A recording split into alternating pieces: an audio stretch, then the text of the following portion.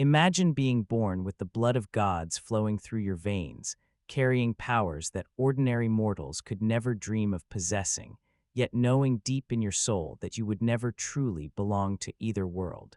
Picture yourself standing at the crossroads between heaven and earth, too powerful to live a normal life, yet too human to claim a throne among the immortals.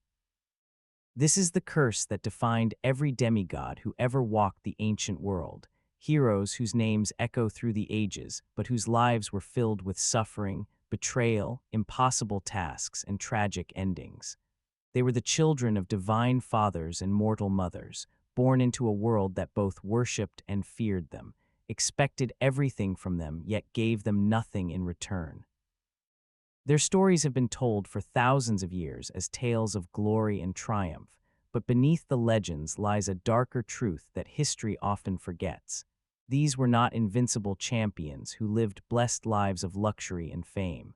They were tormented souls who paid the highest price for the gifts they never asked for, who suffered because of bloodlines they could not choose, and who died in ways that would make even the hardest heart weep. Welcome to the untold story of what it really meant to be a demigod, where every blessing was a curse in disguise, where love brought only death, where family meant danger, and where heroism was just another word for a life sentence of pain. This is the complete journey through the nightmare of divine heritage, told not as a tale of glory, but as the tragedy it truly was. Chapter 1: The burden of divine blood. Being born as a demigod meant entering the world already marked for a life of struggle from the very first breath. While normal children came into existence with the promise of an ordinary life ahead, demigods opened their eyes to a reality where they were instantly different, instantly dangerous, and instantly targets for forces both divine and mortal. The moment a god decided to have a child with a human, they set in motion a chain of events that would bring nothing but suffering to that innocent life. The pregnancy itself was often fraught with supernatural dangers, as divine essence mixed with mortal flesh in ways that defied nature. Mortal mothers carrying demigod children experienced pregnancies unlike anything other women endured, feeling the immense power growing inside them, knowing that what they carried was something beyond their understanding. Many of these women died in childbirth because the divine energy was too much for their human bodies to handle. The pain they experienced was described in ancient texts as being torn apart from the inside, as if lightning itself was trying to break free from their wombs. Those mothers who survived the birth often looked at their newborn children with a mixture of love and terror, knowing that they had brought something dangerous into the world. From the earliest days of life, demigod children were different in ways that made them stand out no matter how hard their mothers tried to hide them. They grew faster than normal babies, developed strength that shocked caregivers, and showed signs of abilities that frightened everyone around them. A demigod infant might accidentally crush objects with grips that should have been gentle, might survive falls that would kill ordinary children, or might display reactions to danger that seemed impossibly advanced for their age. These children could never have normal childhoods because their very nature prevented it. While other children played simple games and learned basic skills, demigods found themselves struggling with powers they could not control, urges they did not understand, and a sense of being fundamentally different that isolated them from everyone else. Their mortal mothers tried to raise them with love and care, but how do you parent a child who can lift furniture at age 3, who heals from injuries within hours, or who dreams of places they have never been because divine blood carries memories of Olympus itself? The fathers of these children were absent in ways that went far beyond typical abandonment. Gods did not stay to raise their offspring, did not provide guidance or support, and rarely even acknowledged their existence until the child proved useful for some divine purpose. Zeus might father a dozen demigod children across Greece, visiting mortal women in various forms, planting seeds that would grow into legendary heroes, then returning to Olympus without a second thought about the lives he had just complicated forever. Poseidon would emerge from the sea to seduce a coastal princess, then disappear back into the waves, leaving her to deal with pregnancy, childbirth, and raising a child with ocean powers all alone. Apollo might spend a passionate night with a beautiful mortal, composing songs and promises of eternal devotion, then vanish with the sunrise, never to return. These divine fathers saw their mortal lovers and demigod children as momentary diversions, brief adventures in the mortal world that meant nothing compared to their eternal lives on Olympus. They did not consider how their actions destroyed lives, ruined reputations, and created children who would suffer for having divine blood. Growing up as a demigod meant living with constant questions about identity and belonging. These children looked at the sky and wondered if their father was watching, if he cared at all, if he even remembered their mother's name. They heard stories about the gods and tried to find themselves in those tales, searching for any sign that their divine parent might acknowledge them someday. The absence of these godly fathers left wounds that never healed, creating deep insecurities about worth and purpose. A demigod child would see other children with their fathers, watching as mortal men taught their sons to hunt, fight, and live, and feel an emptiness that divine power could never fill. No amount of supernatural strength could replace the need for a parent's love and guidance. The divine blood flowing through their veins felt less like a gift and more like a mark of abandonment, proof that they were born from careless divine pleasure rather than genuine love. The communities where demigods grew up often treated them with suspicion and fear, rather than respect and admiration. Neighbors whispered about the strange child with unusual abilities, spreading rumors about curses and monsters. Other children were kept away from demigod youngsters by fearful parents who did not want their own kids associated with something unnatural. Religious leaders sometimes declared that demigods were abominations, violations of the natural order that should never have been born. This social isolation meant that demigods grew up without friends, without peer groups, without the normal social development that helps children learn how to navigate the world. They became lonely, withdrawn, and often angry, unable to understand why they were punished for something they had no control over. The isolation carved deep scars into their developing minds, creating psychological wounds that would affect them for their entire lives. Many demigods grew up believing they were monsters rather than heroes, internalizing the fear and hatred they saw in the eyes of normal people. Even within their own families, demigods often faced rejection and danger. Mortal mothers who survived childbirth sometimes looked at their divine offspring with resentment, seeing them as living reminders of abandonment by godly lovers who promised everything and delivered nothing. Stepfathers despised these children, seeing them as evidence of their wives' past relationships with beings far superior to any mortal man. Siblings born from normal parents feared their demigod brothers and sisters, recognizing that these half-divine children were stronger, faster, and more capable in every way. This family tension created home environments filled with jealousy, anger, and sometimes outright abuse. A demigod child might be beaten by a stepfather who resented their existence, neglected by a mother overwhelmed by the challenges of raising something beyond her understanding, or attacked by jealous siblings who wanted to eliminate what they saw as competition. The home that should have been a sanctuary became another battlefield where demigods had to constantly defend themselves and prove their right to exist.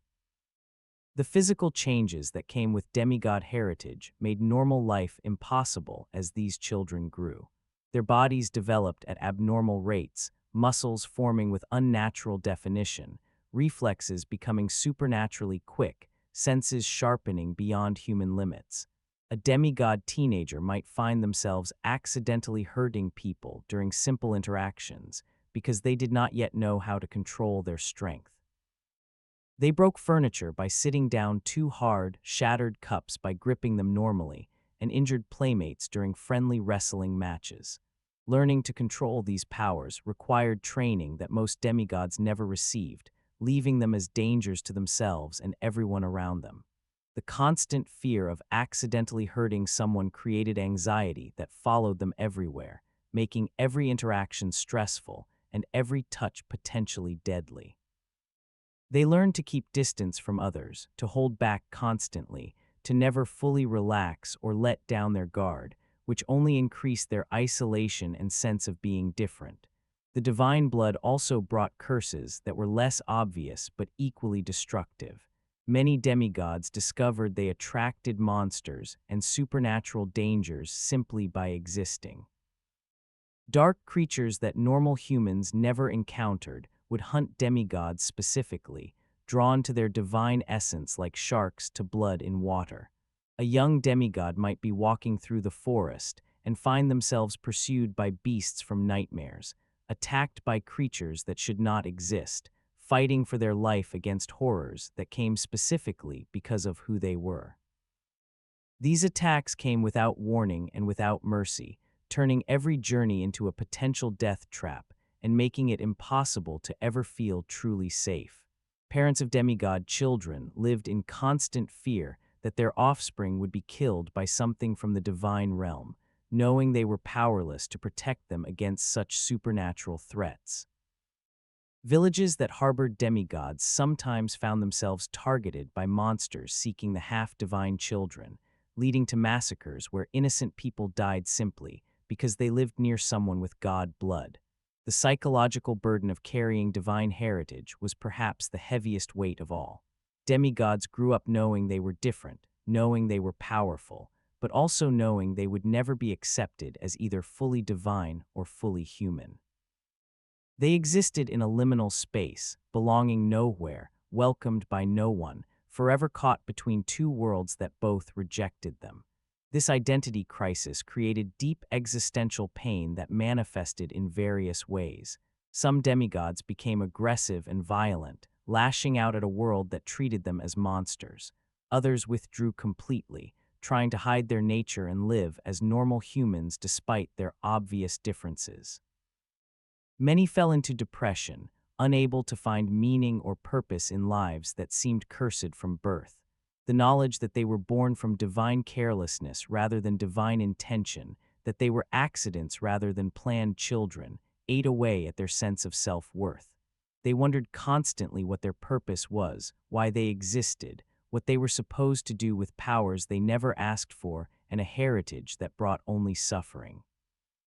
Chapter 2, The Wrath of Divine Families. If being born half divine was difficult, dealing with the actual divine family members was absolute torture that made normal family dysfunction look peaceful by comparison. The gods of Olympus were not loving parents who celebrated their children regardless of origin. They were jealous, petty, vengeful beings who saw demigods as threats, embarrassments, or useful tools depending on their mood and circumstances. The moment a demigod's existence became known on Olympus, they became a target for divine wrath from multiple directions. The most dangerous enemy any demigod faced was not monsters or human armies, but the goddess Hera, queen of the gods and wife of Zeus. Hera's hatred for Zeus's illegitimate children was legendary and absolutely terrifying in its intensity and creativity. She did not simply want these demigods dead. She wanted them to suffer in ways that would make their fathers regret ever touching mortal women. Hera's vengeance against demigods was systematic, cruel, and relentless across generations. When she learned that Zeus had fathered another child with a mortal woman, her rage knew no bounds. She could not directly punish Zeus, who was king of the gods and too powerful to challenge openly, so she turned all her fury on the innocent children born from his affairs. Heracles, perhaps the most famous demigod of all time, became her primary target from the moment of his birth. Hera sent serpents to strangle him in his cradle when he was just an infant attempting infanticide simply because he existed as proof of Zeus's infidelity. When that failed because baby Heracles was strong enough to strangle the serpents instead, Hera shifted to long-term torture that would define his entire life. She waited, plotted, and struck when he was grown and happy, cursing him with madness that caused him to murder his own wife and children in a fit of insane rage. The horror of waking from that divine madness to find his family dead by his own hands destroyed Heracles psychologically in ways that no physical trial ever could. The famous 12 labors of Heracles that are celebrated in mythology as heroic achievements were actually punishment and torture disguised as redemption. After Hera drove him mad and caused him to commit murder, Heracles sought purification and was sent to serve King Eurystheus, a coward who was secretly directed by Hera herself. The labors Heracles was assigned were not meant to redeem him, but to kill him in progressively more horrible ways. Hera influenced Eurystheus to send Heracles against the Nemean lion, a beast with impenetrable hide that had killed hundreds of warriors. Then came the Hydra with its poisonous blood and regenerating heads, then the Erymanthian boar, each task more dangerous than the last. Hera actively worked to make these labors harder, sending additional obstacles, turning allies against him, and ensuring that each victory came at tremendous physical and emotional cost. When Heracles succeeded despite her interference, Hera's rage only grew stronger, and she invented new ways to make him suffer. She turned his journey to get the golden apples of the Hesperides into a nightmare of challenges, and when he finally completed all 12 labors, she was not satisfied but simply shifted to different methods of torture. Other demigod children of Zeus faced similar divine persecution, even if their stories were less famous. Perseus might have successfully killed Medusa and saved Andromeda, but his journey was filled with divine interference and manipulation. Hera and other gods who disliked Zeus's behavior actively worked to ensure Perseus's quest would be as dangerous as possible. They withheld help, provided misleading guidance, and celebrated when he faced setbacks. Dionysus, born from Zeus's thigh after his mother was incinerated, was driven mad by Hera and forced to wander the world in insanity for years before finally regaining his senses. Hera's revenge on Dionysus was particularly cruel because he had done absolutely nothing to deserve her wrath except be born. She cursed him with madness as an infant, ensuring his childhood was a nightmare of confusion and suffering. His journey to establish himself as a god was filled with resistance from mortals who had been influenced by Hera to reject his divinity and see him as a madman rather than a deity. The children of Poseidon faced different but equally terrible divine persecution. While Hera's wrath focused mainly on Zeus's offspring, Poseidon's demigod children dealt with the jealousy and hatred of other gods who competed with their father. Athena, who had her own complicated relationship with Poseidon after their contest for Athens, showed particular hostility toward his mortal offspring. Theseus, son of Poseidon, accomplished incredible feats including killing the Minotaur and unifying Athens, but he was constantly undermined by divine forces that resented his success. His life ended in betrayal and tragedy, pushed off a cliff by a supposed friend while the gods watched and did nothing to save him.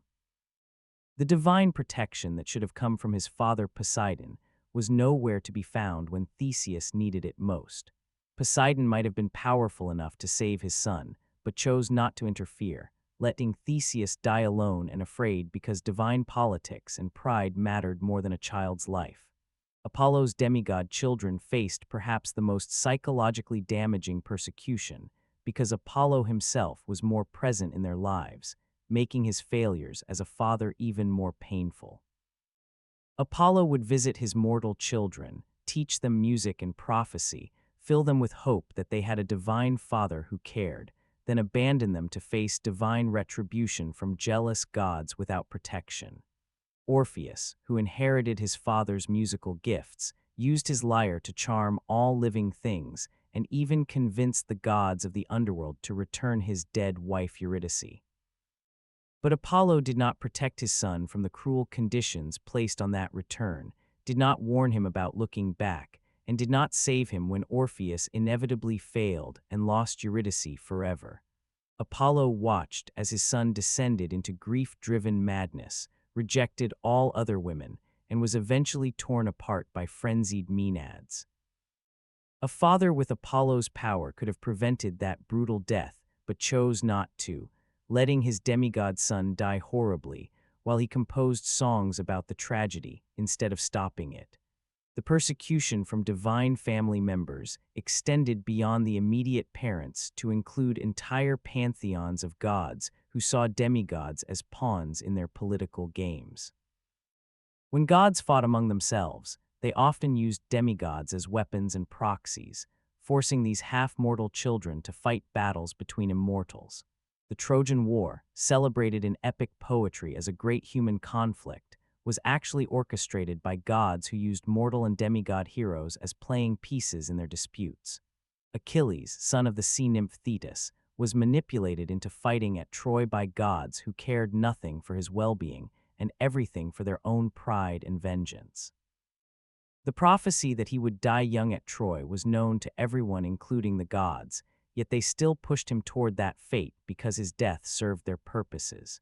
His mother Thetis tried desperately to save him, hiding him among women, dipping him in the river Styx, but divine fate and divine manipulation proved stronger than maternal love. Achilles died young and painfully, struck in his one vulnerable heel, all so gods could settle scores that had nothing to do with him. Demigods also suffered from divine family members who became jealous of their achievements and popularity. When a demigod became too successful, too famous, or too beloved by mortals, gods who craved worship and attention would actively work to destroy them. Bellerophon, who tamed Pegasus and killed the Chimera, became so celebrated that he grew proud and attempted to fly to Olympus itself. This hubris was partly born from a lifetime of being told he was special because of his divine blood, that he was better than normal mortals, that he deserved more. But when he acted on that belief, Zeus sent a gadfly to sting Pegasus, causing the winged horse to throw Bellerophon from the sky. The fall did not kill him but left him crippled, blind, and broken, wandering the earth alone and miserable for the rest of his life. Zeus could have simply denied him entry to Olympus or sent him back to Earth unharmed, but instead chose to cripple him permanently as punishment for daring to act like the gods had encouraged him to believe he was. The worst aspect of divine family persecution was its randomness and unpredictability. Demigods never knew when they might suddenly become targets of divine wrath for reasons having nothing to do with their own actions. A goddess might decide she disliked a demigod simply because his mortal mother was more beautiful than her, or because mortals praised his strength more than they praised her temples. Apollo might turn against his own child if that child dared to best him in a musical contest, as happened with multiple unfortunate demigods who inherited their father's talent but not his immunity to consequences. Artemis would kill any demigod who accidentally saw her bathing, regardless of whether the viewing was intentional or accidental. Actaeon, grandson of Apollo, was transformed into a stag and torn apart by his own hunting dogs simply because he stumbled upon Artemis bathing in a forest stream. He had no divine blood himself, but his family connections meant nothing when divine modesty was offended.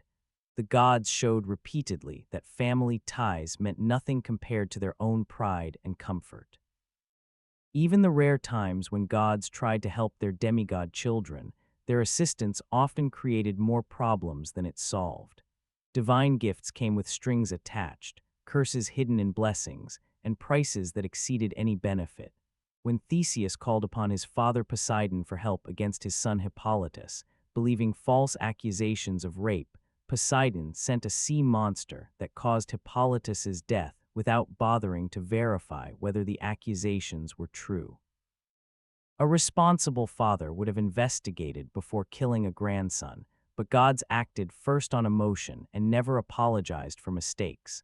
When Zeus gave Heracles divine weapons and assistance during his labors, these gifts came with the implicit understanding that Heracles owed his father absolute loyalty and would be used as Zeus's tool whenever convenient. Nothing from the gods was ever truly free. Every gift had invisible chains attached. Chapter 3, Impossible Quests and Deadly Tasks. The defining characteristic of most demigod lives was being forced into impossible quests that no sane person would attempt and that were specifically designed to result in death. While mythology portrays these quests as opportunities for glory and heroism, the reality was far darker and more sinister. Kings, gods, and fate itself conspired to send demigods on missions that were essentially elaborate execution methods, dressed up as heroic challenges to make the inevitable death seem noble rather than tragic.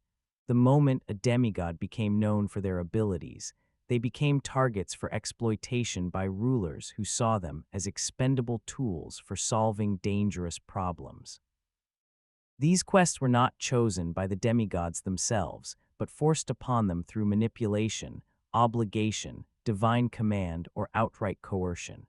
Refusing a quest meant being labeled a coward, losing social standing, facing divine punishment, or watching innocent people suffer because of your inaction. The demigods were trapped in situations where they had to risk their lives repeatedly, not for personal glory, but because refusing meant consequences even worse than death. The structure of these quests reveals how thoroughly demigods were exploited by both mortals and immortals. A typical quest began with a king or leader facing a problem that threatened their kingdom, usually a monster, curse, or supernatural danger that had already killed numerous normal warriors. Rather than send armies or develop strategic solutions, these rulers would seek out the nearest demigod and demand they handle the situation alone. The quest would be framed as a test of worthiness, a chance to prove heroism, or a divine calling that the demigod could not refuse without angering the gods.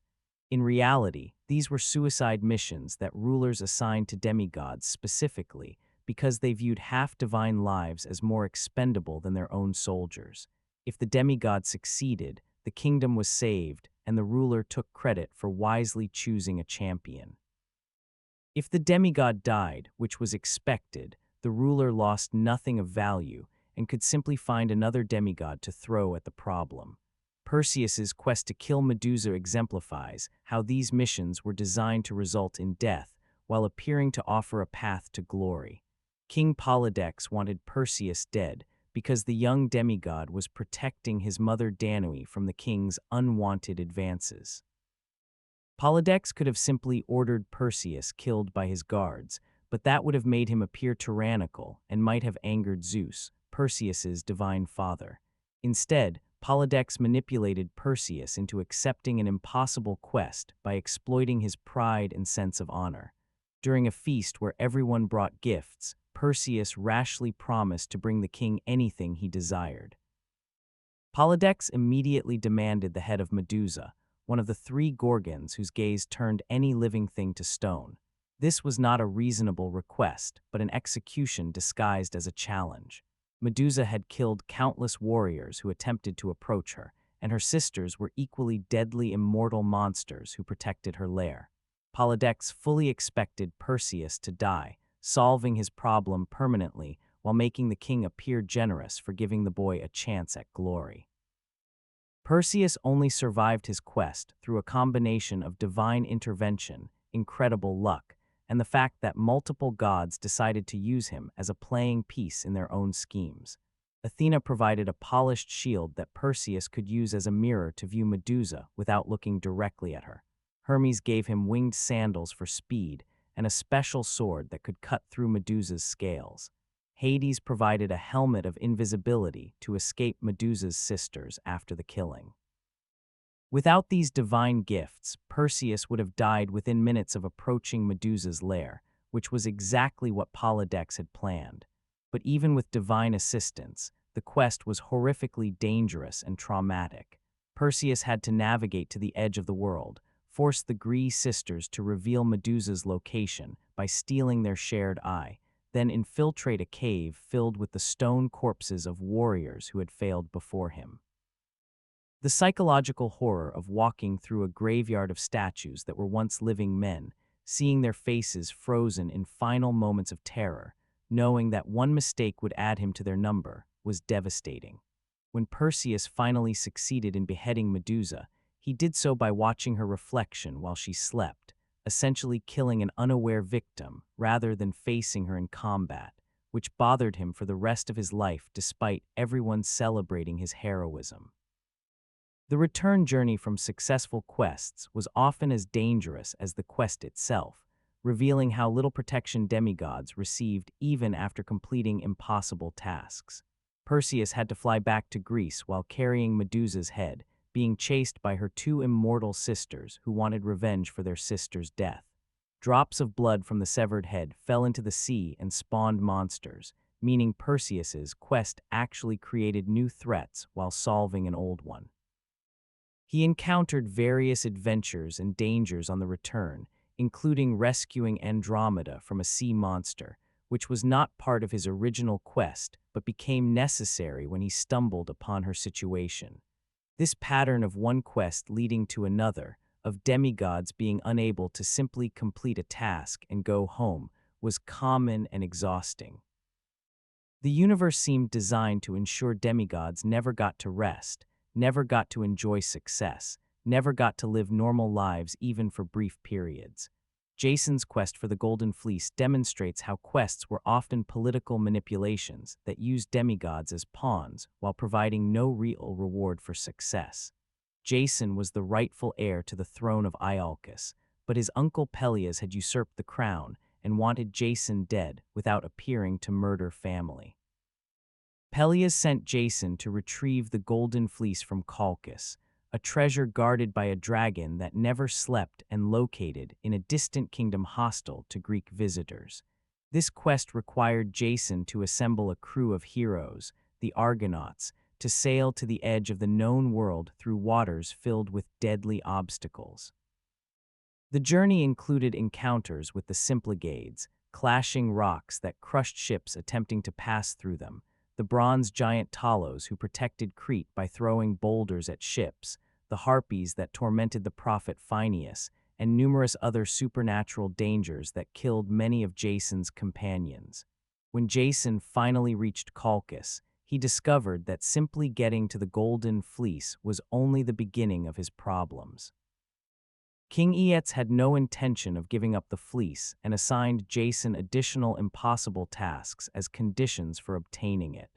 Jason had to yoke fire-breathing bulls, plow a field with them, then sow dragons' teeth that would sprout into armed warriors he would have to defeat. These tasks were specifically designed to kill him, and would have succeeded except that Aeetes' daughter Medea fell in love with Jason and used her magic to help him. Medea betrayed her father, her kingdom, and her family to save Jason, giving him potions that protected him from the bull's fire and advice on how to defeat the warriors. She helped him drug the dragon guarding the fleece so they could steal it and escape. Jason's success was entirely dependent on Medea's assistance, yet history remembers him as the hero while treating her as the villain for the dark path her life took after Jason eventually betrayed and abandoned her. The aftermath of Jason's quest reveals the ultimate futility of demigod heroics and how success often led to more suffering rather than reward. When Jason returned to Iolcus with the Golden Fleece, his uncle Peleus refused to honor his promise and give up the throne. Medea took revenge by tricking Peleus's daughters into killing their father, which resulted in Jason and Medea being exiled from Iolcus despite Jason being the rightful king. They fled to Corinth where they lived for years and had children, but Jason eventually decided to abandon Medea to marry the king's daughter for political advantage. This betrayal drove Medea to commit horrific acts of revenge, including killing their children, which destroyed Jason's life and reputation. He ended up alone, broken, and despised, eventually dying when a piece of his old ship, the Argo, collapsed on him. All the dangers he survived, all the heroic deeds he accomplished, all the suffering he endured, led to an ending where he died miserable and unmourned, killed by a rotting piece of wood from the ship that represented his greatest triumph. Bellerophon's quest to kill the Chimera shows how demigods were sent against monsters specifically because everyone expected them to die trying. The chimera was a hybrid creature with a lion's head, goat's body, and serpent's tail that breathed fire and had terrorized the countryside of Lycia for years, killing hundreds of people. King Iobates received a sealed letter from his son-in-law asking him to kill the letter's bearer, Bellerophon, but Iobates did not want to directly violate guest-host obligations by murdering someone under his protection. Instead, he sent Bellerophon to fight the chimera, assuming the monster would do the killing for him. This was a common pattern where demigods were sent on quests not because anyone believed they would succeed, but because their deaths would be convenient for those in power. Bellerophon only survived because he managed to tame Pegasus, the winged horse, which gave him an aerial advantage the chimera could not counter. Flying above the monster on Pegasus, Bellerophon shot arrows and eventually thrust a lead-tipped spear into the chimera's mouth. The creature's fire breath melted the lead, which poured down its throat and solidified in its lungs, suffocating it from the inside. Even after succeeding against the chimera, Bellerophon was immediately sent on more quests because success did not earn a demigod peace, but only proved they were useful for more dangerous tasks. Iobates sent him against the Solymi, a hostile tribe of warriors, then against the Amazons, the fierce nation of women warriors. Each quest was meant to kill Bellerophon, and each time he survived against expectations, which only frustrated Iobates into sending even more dangerous challenges. Finally, Iobates ambushed Bellerophon with his strongest warriors, but Bellerophon called upon his father Poseidon, who sent a flood that threatened to drown everyone until the women of the kingdom offered themselves to Bellerophon to make him stop the flood. This display of divine power finally convinced Iobates to stop trying to kill him. The pattern reveals a terrible truth about demigod existence. Success did not bring reward or rest, but only proved you were valuable enough to exploit further until something finally killed you. Theseus faced a lifetime of quests that exemplify how demigods were trapped in cycles of violence and danger they could never escape. His journey from Trozen to Athens to claim his birthright was filled with bandits and monsters that he felt obligated to defeat because people expected heroism from someone with divine blood. He killed Periphetes the club bearer, Cines the pine bender who tore victims apart between bent trees, the Crommyonian sow, Siren who kicked travelers off cliffs, Circean who wrestled people to death, and Procrustes who stretched or amputated victims to fit his iron bed. Each of these encounters was life-threatening, and Theseus could have avoided most of them by taking a safer sea route to Athens, but he chose the dangerous land path specifically to prove himself worthy of his heritage. This reveals the psychological trap that demigods fell into, where they felt compelled to seek out danger and risk death constantly to prove they deserved the divine blood they carried. When Theseus reached Athens, he was immediately volunteered for the most dangerous quest available, entering the labyrinth of Crete to kill the Minotaur. Athens was forced to send 7 young men and 7 young women as tribute to Crete every 9 years to be fed to the Minotaur, a monster that was half man and half bull, kept in an impossible maze designed by Daedalus. Theseus volunteered to be among the tribute, planning to kill the Minotaur and end the sacrifices, but this decision was not purely altruistic. As a newly recognized prince and demigod, Theseus was expected to volunteer, pressured by public expectation and his own need to prove his worth. Refusing would have made him appear cowardly and possibly cost him the throne he had come to Athens to claim. Once again, a demigod was forced into mortal danger not by choice, but by circumstances that made refusal impossible. The labyrinth was designed to be inescapable, with twisting passages that confused anyone who entered, ensuring they wandered lost until the Minotaur found and killed them. Theseus only escaped because Ariadne, daughter of King Minos, fell in love with him and provided a ball of thread to mark his path back to the entrance. The quest to kill the Minotaur traumatized Theseus in ways that affected his judgment for the rest of his life. He had to navigate the dark, twisting passages of the labyrinth, hearing the minotaurs bellowing echoing through the stone corridors, seeing the bones of previous victims scattered throughout the maze.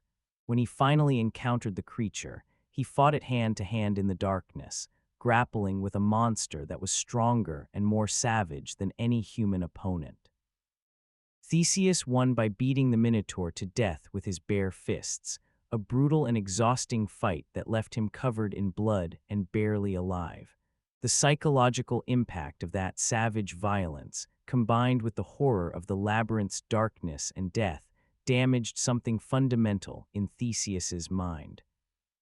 His subsequent actions, including abandoning Ariadne on Naxos despite owing her his life, kidnapping Helen when she was just a child, and making a series of increasingly poor decisions, can be traced to the trauma of what he experienced in that maze.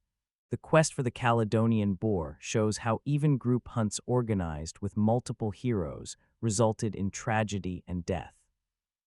When a massive boar sent by Artemis terrorized Caledon as punishment for King Oeneus forgetting to honor her in his sacrifices, the king called together the greatest heroes of Greece for a hunt. Meleager led the hunt, accompanied by dozens of famous warriors including Atalanta, the female hunter who first wounded the boar. What should have been a straightforward hunt, even against a divine monster, became a bloodbath that killed multiple heroes and destroyed Meleager's family.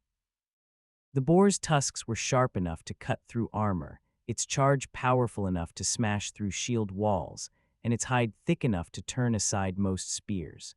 It killed several hunters before Atalanta finally wounded it with an arrow, allowing Meleager to deliver the fatal blow. But the quest did not end with the boar's death because Meleager awarded the hide to Atalanta, which angered his uncles who believed they deserved the trophy as senior family members. In the argument that followed, Meleager killed his own uncles, which prompted his mother to burn the magical log that held his life force, killing her son in revenge for her brother's deaths. A quest that started as a straightforward hunt ended with family members murdering each other, all because heroes could not complete a task without personal egos and divine interference creating new tragedies. The Argonaut's journey reveals how quests designed for one demigod routinely required assembling entire teams of heroes, many of whom died along the way, essentially multiplying the suffering and death that resulted from a single quest. Jason could not retrieve the Golden Fleece alone, so he gathered a crew that included Heracles, Orpheus, Castor and Polydeuces, Atalanta, and dozens of other famous heroes.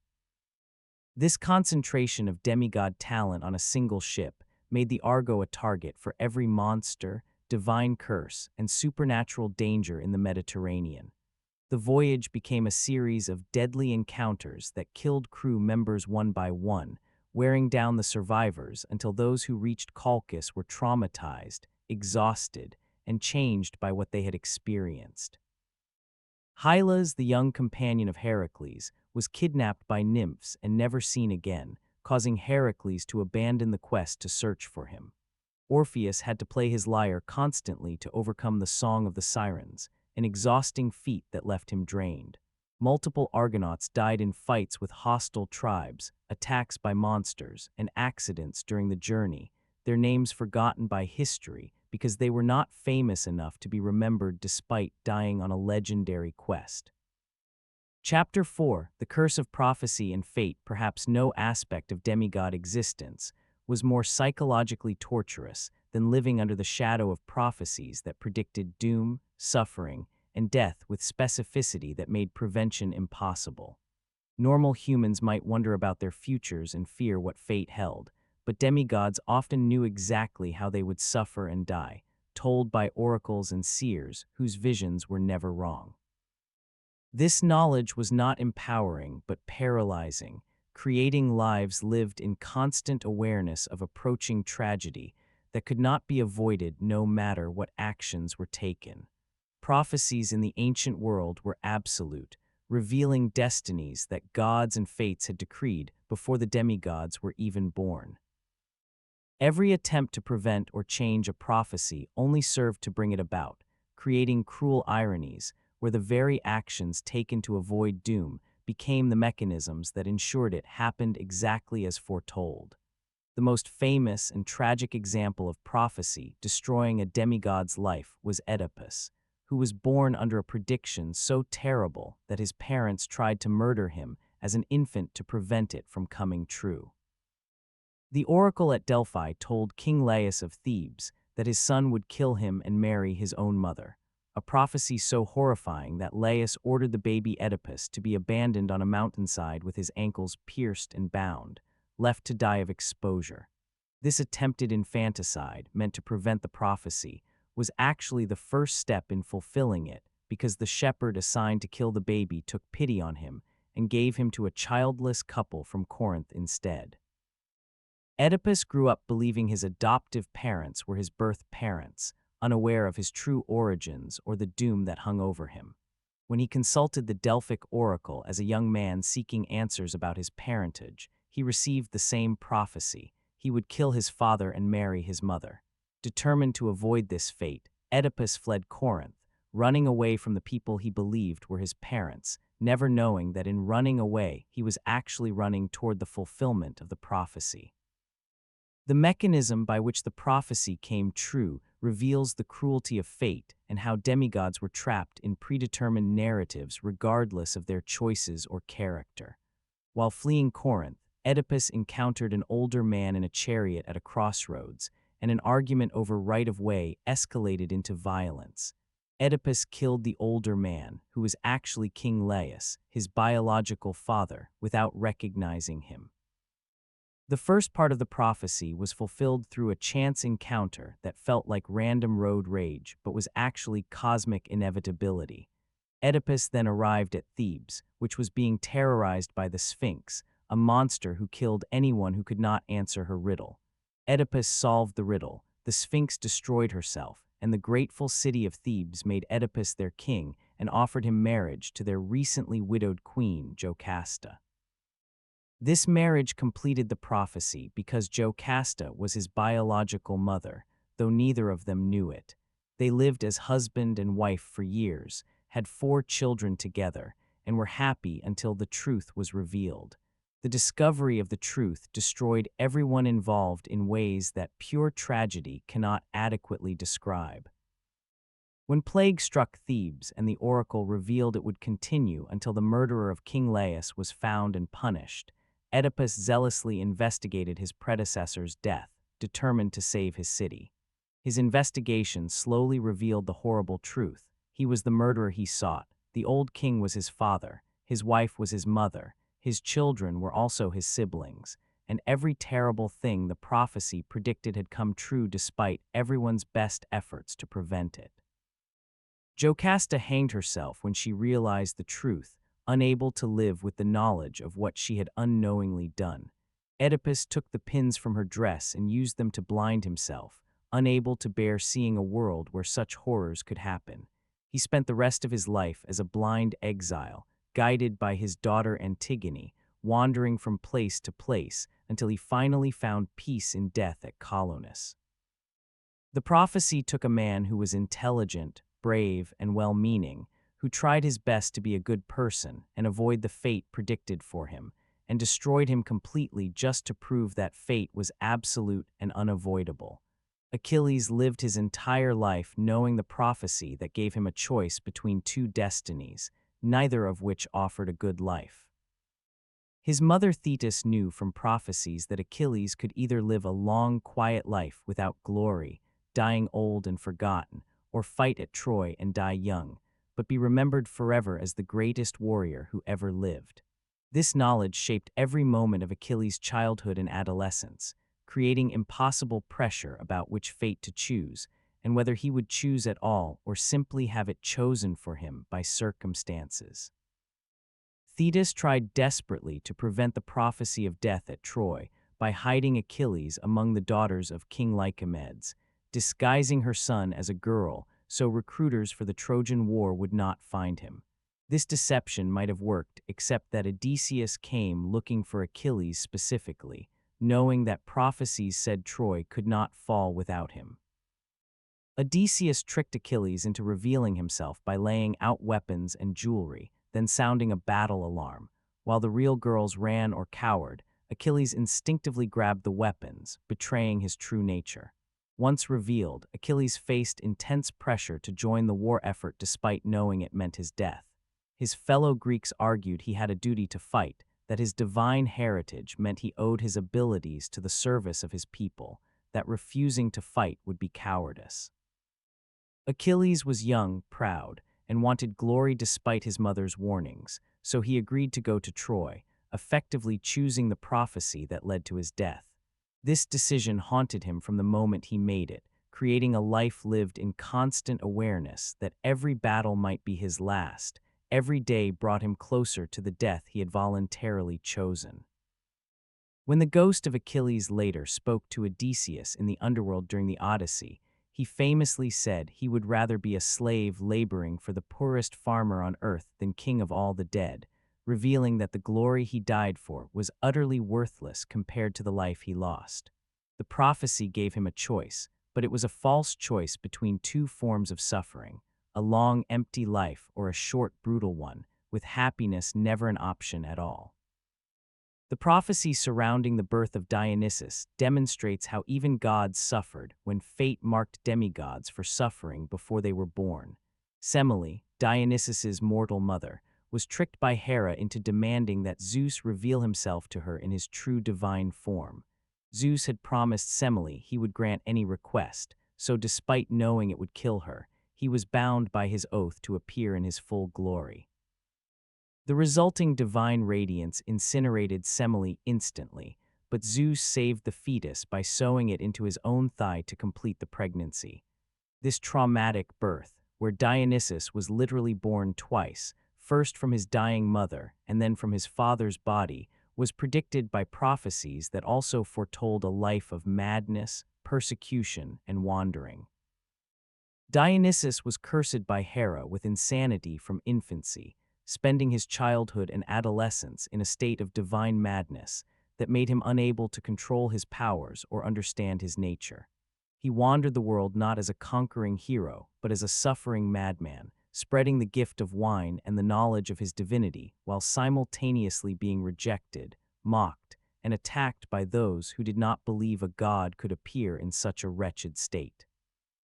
Perseus learned of his own death prophecy in a roundabout way that made it even more terrible. An oracle told King Acrisius of Argos that he would be killed by his grandson, which prompted Acrisius to imprison his daughter Danae in a bronze chamber underground to prevent her from ever having children. Zeus circumvented this by visiting Danae as a shower of gold, impregnating her with Perseus, which led to Acrisius sealing both Danae and baby Perseus in a wooden chest and throwing them into the sea, attempting to murder them both without technically killing them himself. Perseus and Danae survived because Zeus ensured the chest washed up on the island of Seriphos, where they were rescued. Perseus grew up knowing that his grandfather had tried to kill him, that a prophecy predicted he would murder his grandfather, and that despite having no desire for patricide, fate had decided it would happen. This knowledge poisoned his relationship with his heritage and created constant anxiety about unintentionally fulfilling the prophecy. Years later, after all his adventures and heroic deeds, Perseus was attending athletic games and threw a discus that was caught by the wind and flew into the spectators, striking and killing an old man who happened to be Acrisius. The prophecy was fulfilled completely by accident, proving that no amount of awareness or good intentions could prevent what fate had decreed. The children of prophecy often became self-fulfilling because people reacted to the predictions in ways that guaranteed their occurrence. When prophecies declared that certain demigods would bring destruction to kingdoms or doom to families, those kingdoms and families took preemptive action that created the very enemies they feared. Oedipus became the destroyer of his family because his family tried to destroy him first. Theseus's son Hippolytus died because of prophecies and suspicions that made Theseus believe false accusations. Prophecy created paranoia, and paranoia created violence, and violence fulfilled prophecy in an endless cycle that trapped demigods in roles they never chose. They were not villains or heroes by choice, but actors in scripts written before they were born, playing parts assigned by fate regardless of their own desires or moral character. The oracle at Delphi, supposedly a source of divine wisdom, was actually a source of tremendous suffering for demigods who consulted it. The Pythia, the priestess who delivered prophecies while in a divine trance, spoke Apollo's words in cryptic riddles that were deliberately misleading or incomplete. When King Aegeus consulted the oracle about his childlessness, he received a prophecy so vague that he could not understand it, which led to events resulting in Theseus being born and later dying because Aegeus threw himself off a cliff thinking his son had died. When Heracles consulted the oracle seeking purification after Hera drove him mad and caused him to murder his family, he was told to serve Eurystheus for 12 labors, effectively trading one form of suffering for another. The oracle never gave helpful, clear advice that might allow demigods to avoid suffering. Instead, it delivered prophecies that increased suffering by creating knowledge of doom without providing any ability to prevent it, or by giving advice that appeared helpful but actually led to more tragedy. The prophecy that Troy would not fall without Achilles fighting there reveals how demigods were trapped by destinies that served larger purposes while destroying individual lives. The gods wanted Troy destroyed for various divine political reasons having nothing to do with Achilles personally, so fate declared that the city could not fall without his presence. This meant Achilles could not refuse to go to Troy without preventing the war's resolution and allowing suffering to continue indefinitely. His individual desire to live was irrelevant compared to the cosmic narrative that required Troy's destruction. Similarly, prophecies declared that Odysseus's bow was needed to end the war, that specific heroes had to perform specific actions, each prophecy removing choice and freedom from demigods who were forced to participate in stories not of their making. They were simultaneously essential to great events and completely powerless within them, important enough that fate required their presence, but not important enough that fate cared about their happiness or survival. Chapter 5: The Destruction of Love and Family. If there was any part of demigod existence more tragic than the quests and prophecies, it was the absolute impossibility of maintaining healthy relationships or building families that did not end in horror and death. Demigods were cursed in their capacity to love and be loved because their divine heritage poisoned every relationship they formed. Romantic love for demigods almost always ended in betrayal, madness, murder, or the death of beloved partners, while family relationships were destroyed by divine interference, curses, and the violent nature of heroic life. The few demigods who managed to fall in love and marry faced the certainty that their happiness would be temporary, and that the very act of loving them put their partners in mortal danger from jealous gods, attacking monsters, and the violent chaos that followed heroes wherever they went. Heracles experienced the destruction of love more completely than perhaps any other demigod, having his family torn from him multiple times in increasingly horrible ways. His first wife was Megara, princess of Thebes, given to him as reward for defending the city from invasion. They had several children together and lived in what appeared to be domestic happiness, a rare moment of peace in a hero's turbulent life. But Hera could not allow Heracles to be happy, so she sent madness to poison his mind. The curse made Heracles hallucinate that his wife and children were enemies, monsters that needed to be killed for everyone's safety. In his madness, he murdered Megara and their children, shooting them with arrows, beating them to death, destroying his entire family while believing he was protecting people from monsters. When the madness lifted and Heracles realized what he had done, the psychological devastation was absolute. He had killed the people he loved most in the world with his own hands, and no amount of questing or heroic deeds could ever undo that horror or restore them to life. After his 12 labors, Heracles tried again to build a family, marrying Deianira, who would become the unwitting instrument of his death. Their marriage seemed happy at first, but tragedy was inevitable because Heracles could never escape violence and its consequences. When the centaur Nessus tried to rape Deianira while carrying her across a river, Heracles shot him with an arrow poisoned with Hydra blood. As Nessus died, he gave Deianira some of his blood, telling her it was a love potion that would ensure Heracles remained faithful if she ever needed to win back his affection. Years later, when Heracles became infatuated with another woman, Deianira remembered Nessus's gift and used it to treat a robe she sent to her husband. But Nessus had lied. His blood was not a love potion but poison, mixed with the Hydra venom from the arrow that killed him. When Heracles put on the robe, it burned his flesh with agony so intense that he could not remove it. The garment fused to his skin, and the poison seeped into his body, causing pain so terrible that Heracles built his own funeral pyre and threw himself onto it, choosing to burn to death rather than continue suffering. Deianira, realizing she had accidentally killed her husband, hanged herself in grief. Heracles' attempt to love again ended with both partners dead, destroyed by the lingering consequences of past violence and divine malice. Jason's relationship with Medea demonstrates how demigods routinely destroyed the people who loved them through betrayal and abandonment. Medea sacrificed everything for Jason, betraying her father, murdering her brother to delay pursuit, and using her magic to ensure his success in obtaining the Golden Fleece. She left her homeland, her family, and her identity to follow Jason to Greece, bearing his children and supporting his ambitions.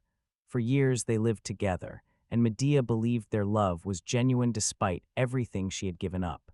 But Jason was fundamentally selfish and ambitious, viewing Medea more as a useful tool than a true partner.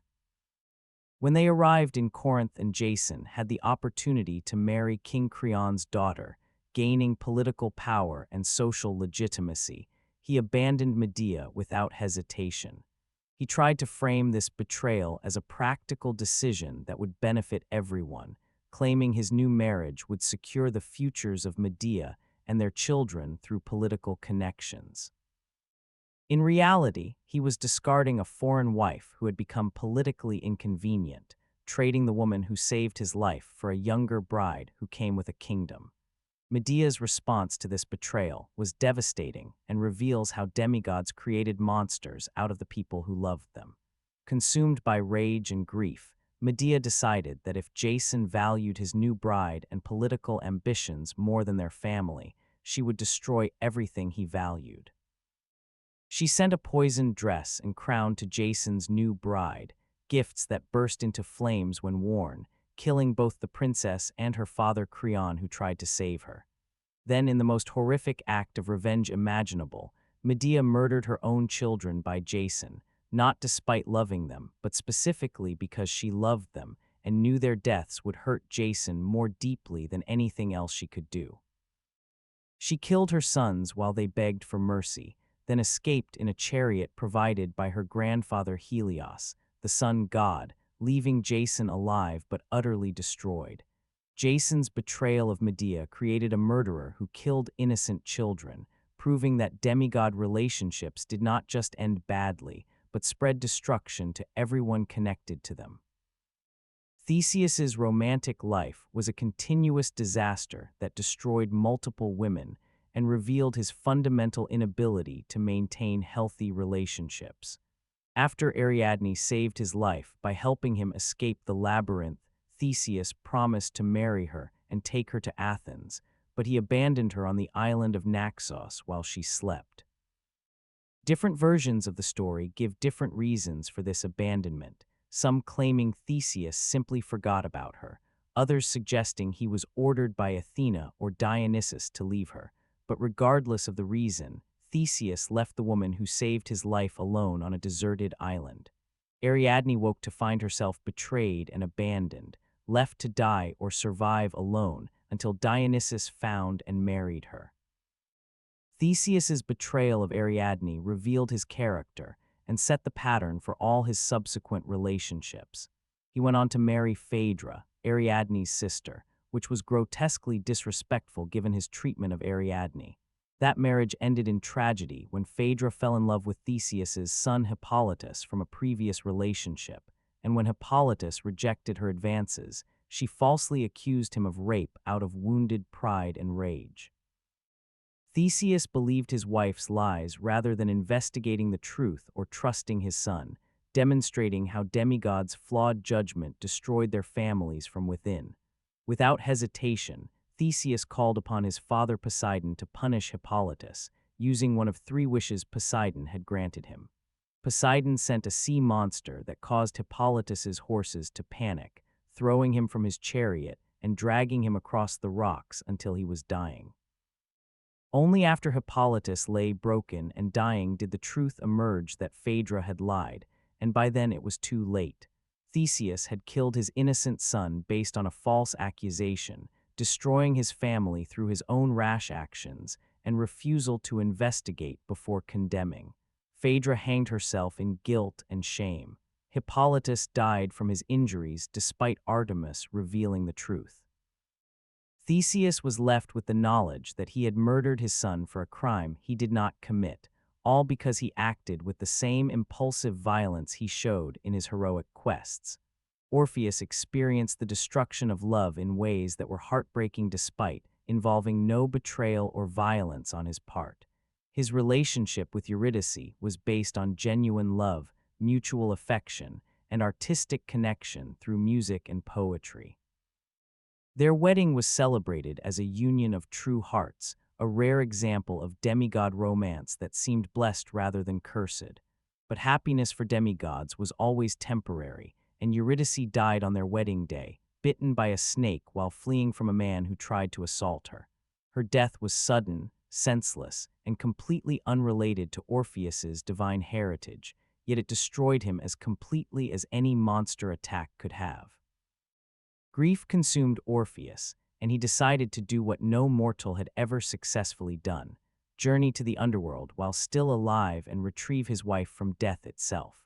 Orpheus's journey to the underworld demonstrated both the power of love and its ultimate futility in a universe controlled by cruel gods and inflexible fate. He descended through the dark paths that led to Hades, playing his lyre with such beauty and sorrow that the monsters of the underworld let him pass unmolested.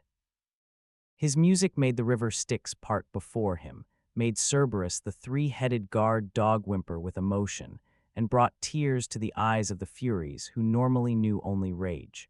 When he stood before Hades and Persephone on their thrones, he sang of his love for Eurydice with such passion and pain that Persephone wept, and even Hades was moved.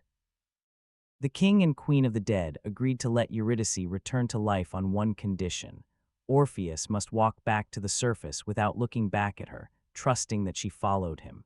If he turned to look before they both reached sunlight, she would return to the underworld forever. The walk back to the surface became an excruciating test of faith that Orpheus was doomed to fail, because the gods designed it specifically to be impossible for a human heart to endure. Orpheus walked ahead, hearing no footsteps behind him because ghosts make no sound, having no confirmation that Eurydice was actually following, forced to climb toward distant light while doubt grew with every step. He walked for hours through darkness, climbing steep paths, crossing dangerous bridges, never hearing any sound that confirmed his wife was behind him.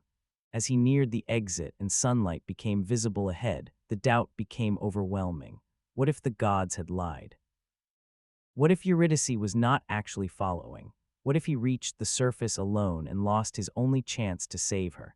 In the final moments before reaching full sunlight, Orpheus turned to look back, breaking the god's condition. He saw Eurydice behind him for just an instant, saw her reaching toward him with love and forgiveness in her eyes, then watched as she faded back into the underworld, lost to him forever because he loved her too much to trust that she was there. Orpheus's life after losing Eurydice revealed how the destruction of love broke demigods in ways that left them unable to function or find any meaning in continued existence. He returned to the surface alone, his music now filled with such unbearable sorrow that listeners wept to hear it.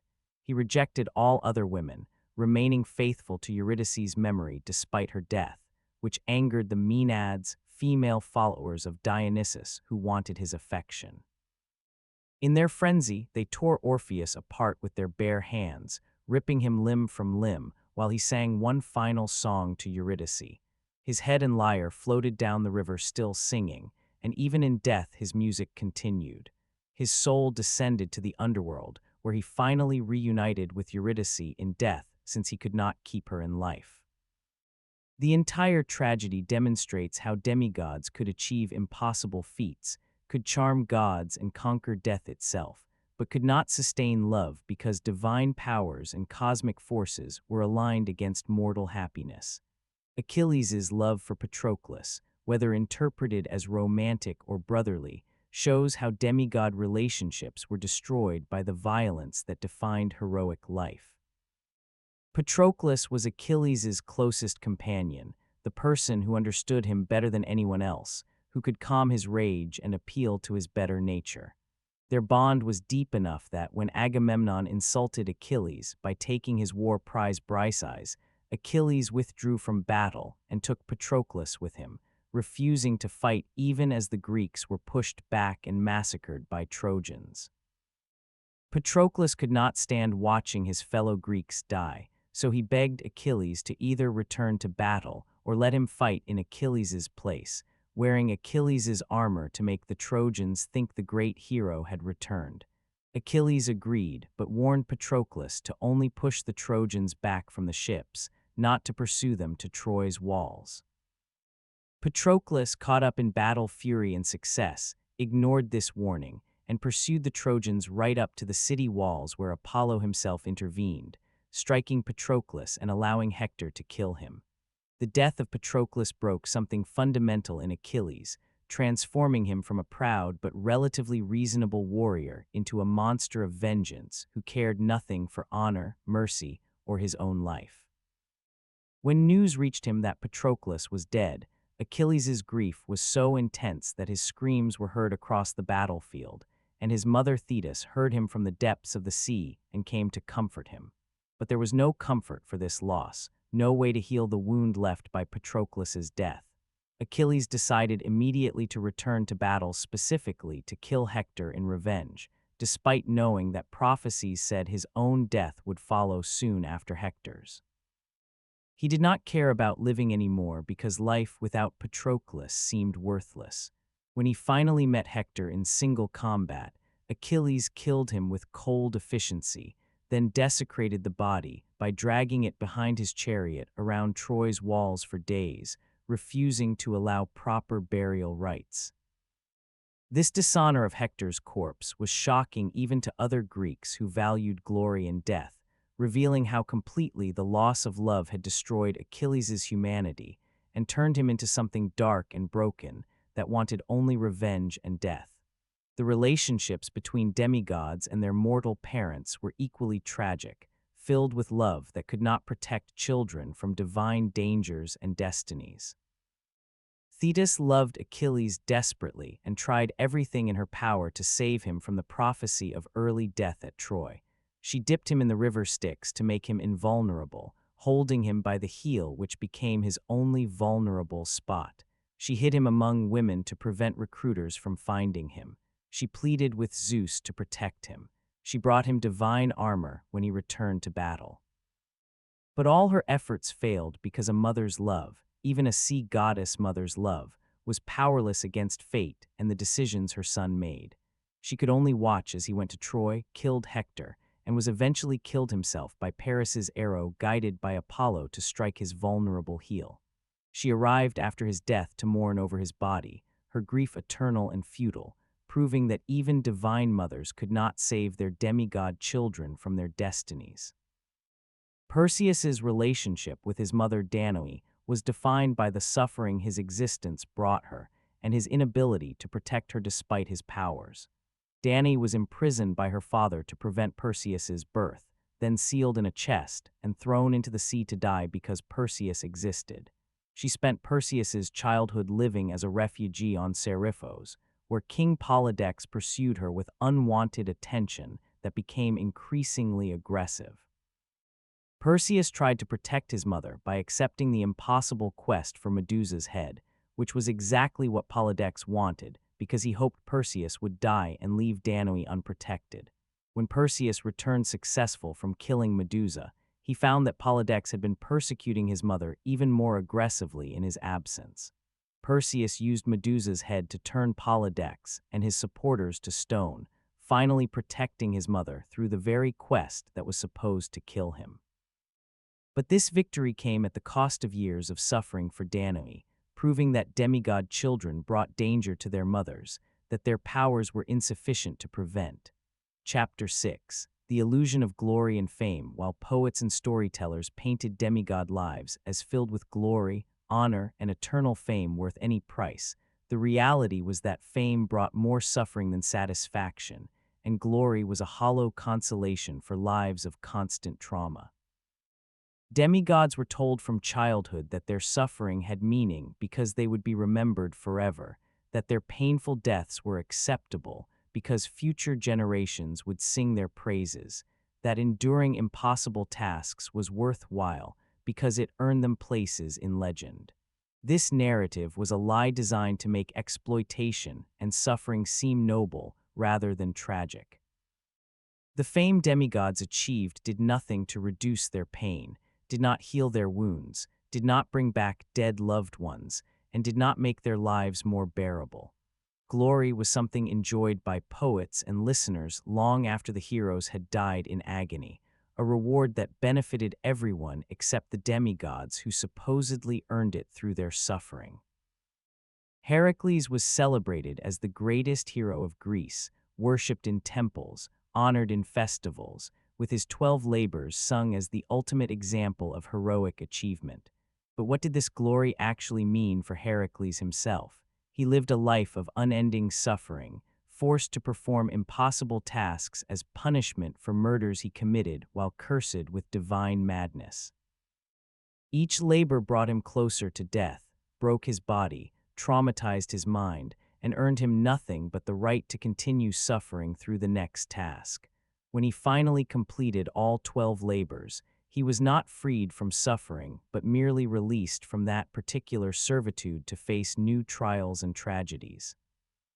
His life after the labors included more quests, more violence, the destruction of his second family, and ultimately dying in horrible agony from poisoned blood that burned him alive from the inside. His apotheosis, being raised to Olympus as a god after death, was small consolation for a life of unrelenting pain that ended with him burning himself alive on a funeral pyre to escape agony. The glory of Heracles existed in songs and stories that glossed over the psychological and physical torture, presenting suffering as noble adventure while ignoring the reality of trauma and pain. The fame that supposedly made demigod lives meaningful was constructed by people who had no understanding of the actual experiences being celebrated. Poets who never held swords sang about glorious battles without understanding the horror of combat. Storytellers who never faced monsters described heroic quests without acknowledging the terror, exhaustion, and trauma involved. The audience who heard these tales imagined adventure and excitement without contemplating the reality of wounds that never fully healed, nightmares that haunted every sleep, psychological damage that poisoned every relationship, and physical pain that became so normal that it was barely noticed anymore. The disconnect between how demigod lives were portrayed and how they were actually experienced created a cultural narrative that justified exploitation by framing suffering as something to aspire to rather than something to prevent. Achilles understood this emptiness of glory better than most demigods because he consciously chose fame over life and lived long enough to regret it before dying. When he spoke to Odysseus from the underworld during Odysseus's journey home, Achilles revealed the truth about fame that living heroes did not want to hear. He said explicitly that he regretted his choice, that all the glory in the world was worthless compared to being alive, that he would rather be the lowest slave serving the poorest master than king of all the dead. This confession from the most celebrated warrior hero of Greek legend should have shattered the entire narrative that glory justified suffering.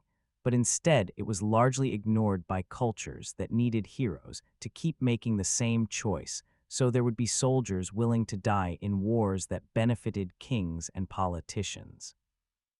Achilles' ghost was warning future generations that fame was an illusion, a trick played on young warriors to make them willing to die for purposes that did not benefit them.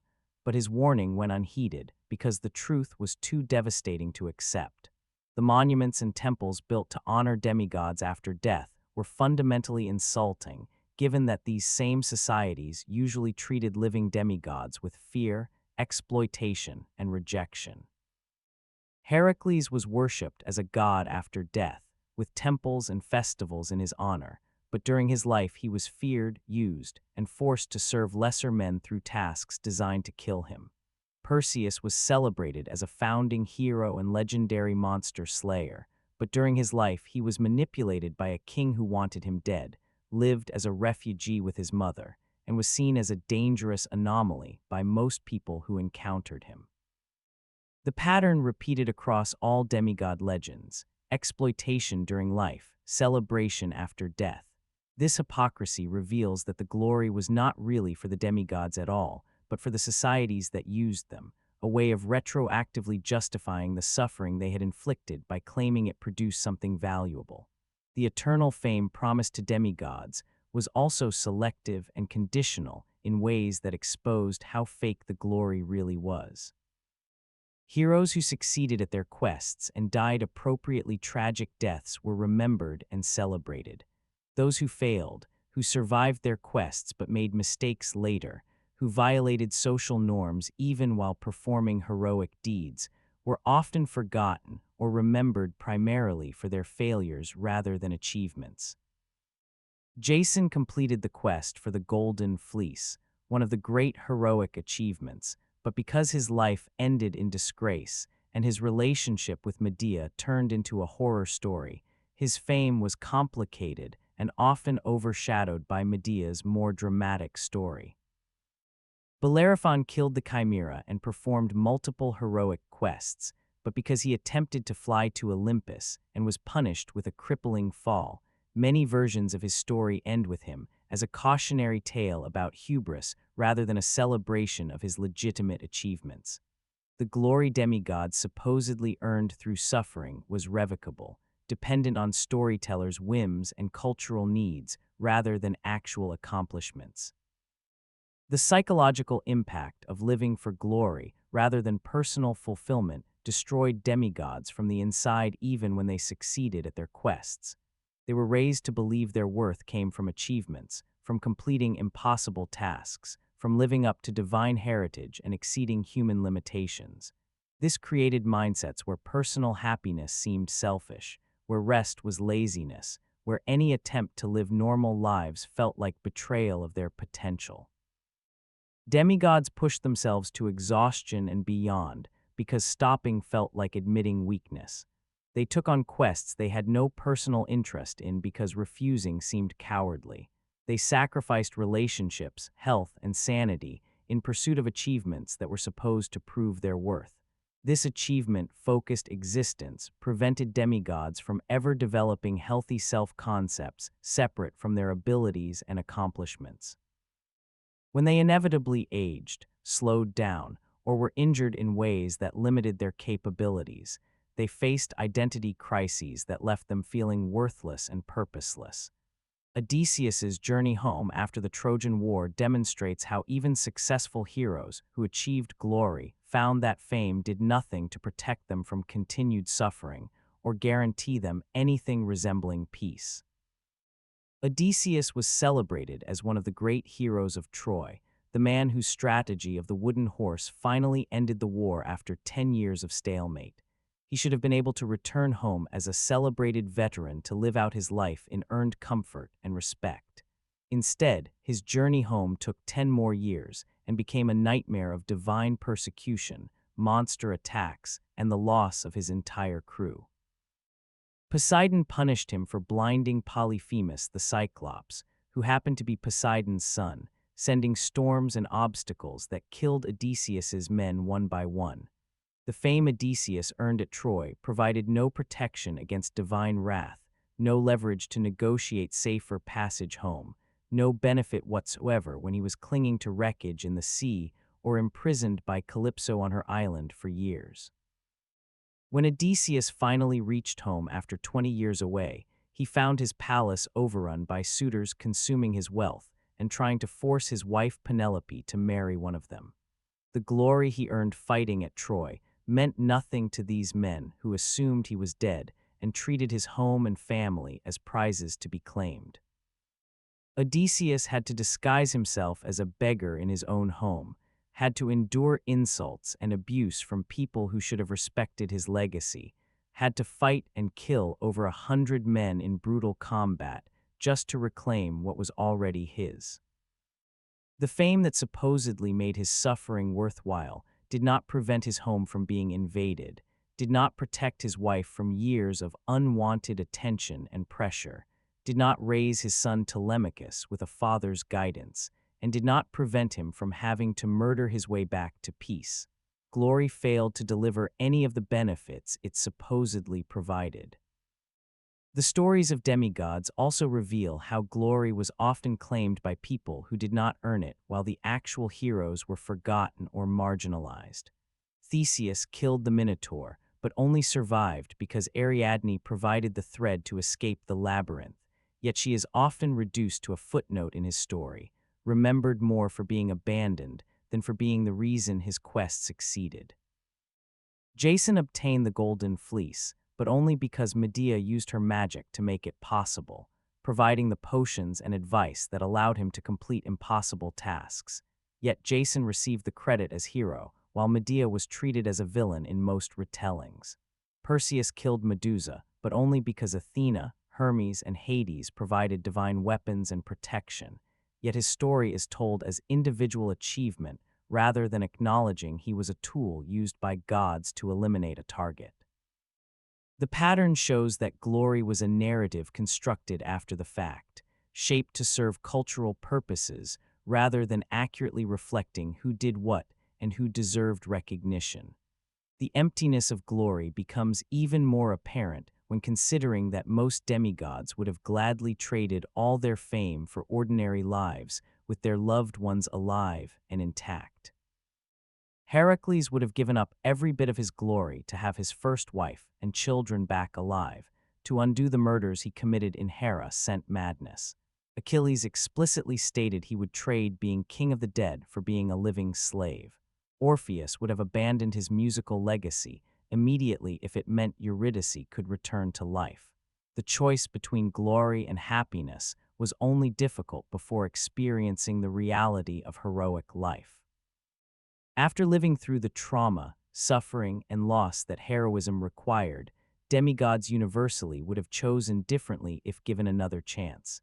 But that choice was never offered, and their suffering became immortalized as something aspirational rather than cautionary, ensuring future generations of young people would make the same mistakes pursuing glory that veterans of heroism knew was worthless. Chapter 7, The Pain of Immortality and Divine Rejection. One of the cruelest aspects of being a demigod was living with partial immortality, aging slower than normal humans and sometimes living for centuries, which meant watching everyone they loved grow old and die, while they remained relatively young and vital. This extended lifespan was presented as a gift, but functioned as a curse that amplified the loneliness and isolation inherent in divine heritage. Normal humans lived their biblical 70 years, experiencing a complete life cycle within a single generation, then died surrounded by contemporaries who understood their experiences and context. Demigods lived far longer, spanning multiple generations, watching their mortal children age and die before them, outliving friends and lovers repeatedly, accumulating losses and traumas over lifetimes that stretched far beyond what human psychology was designed to handle. Each loss compounded the previous ones until grief became a permanent condition rather than a temporary emotion.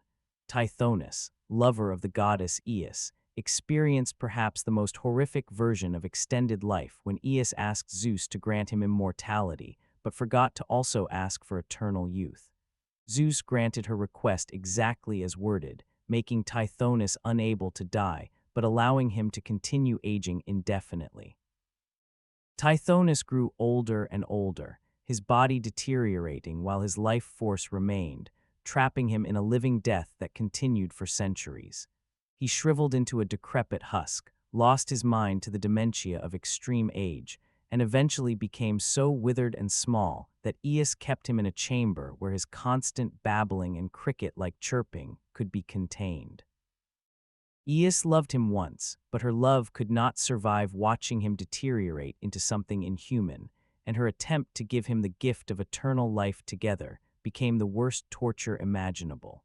Some versions say she finally transformed him into a cicada out of mercy, allowing him to live out his immortal life in a form where endless existence was natural rather than horrific.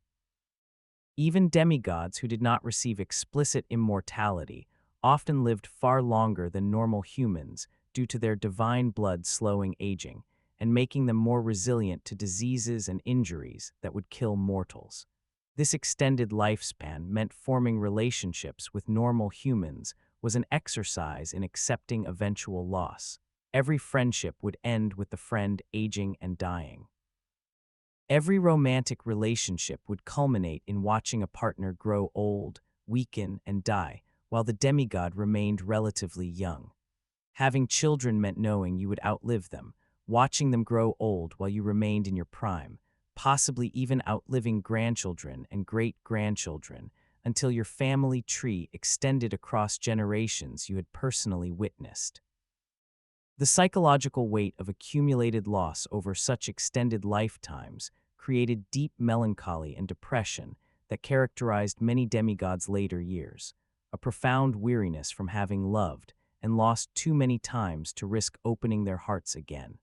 The divine side of demigod heritage created another painful dimension of rejection, because demigods were never fully accepted into Olympus despite having divine blood. They were too human to be gods, too divine to be mortal, permanently trapped between categories with no place they truly belonged.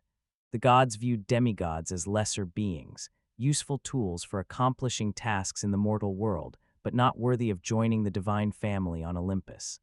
Only extremely rare cases like Heracles and Dionysus eventually achieved full godhood and seats on Olympus, and both had to suffer tremendously and die first before being elevated. For most demigods, the highest they could aspire to was being remembered by the gods, perhaps receiving minor divine favor, but never equality or genuine acceptance into the divine family that was supposedly half their heritage. This rejection by divine family was particularly painful because it was so arbitrary and based on the gods' whims rather than any consistent criteria. Heracles was elevated to godhood after death, married to Hebe on Olympus, and given a place among the immortals despite having killed his family and committed various other acts that should have disqualified him from divine rewards. His elevation seemed to be based partly on Zeus's affection for him, partly on the fame his suffering had generated, and partly on the god's amusement at making Hera accept her enemy as her daughter's husband.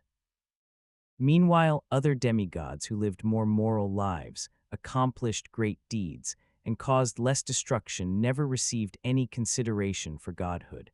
Perseus turned into a constellation after death but did not become a god. Theseus died alone and unmourned, falling off a cliff, with no divine parent arriving to save or elevate him.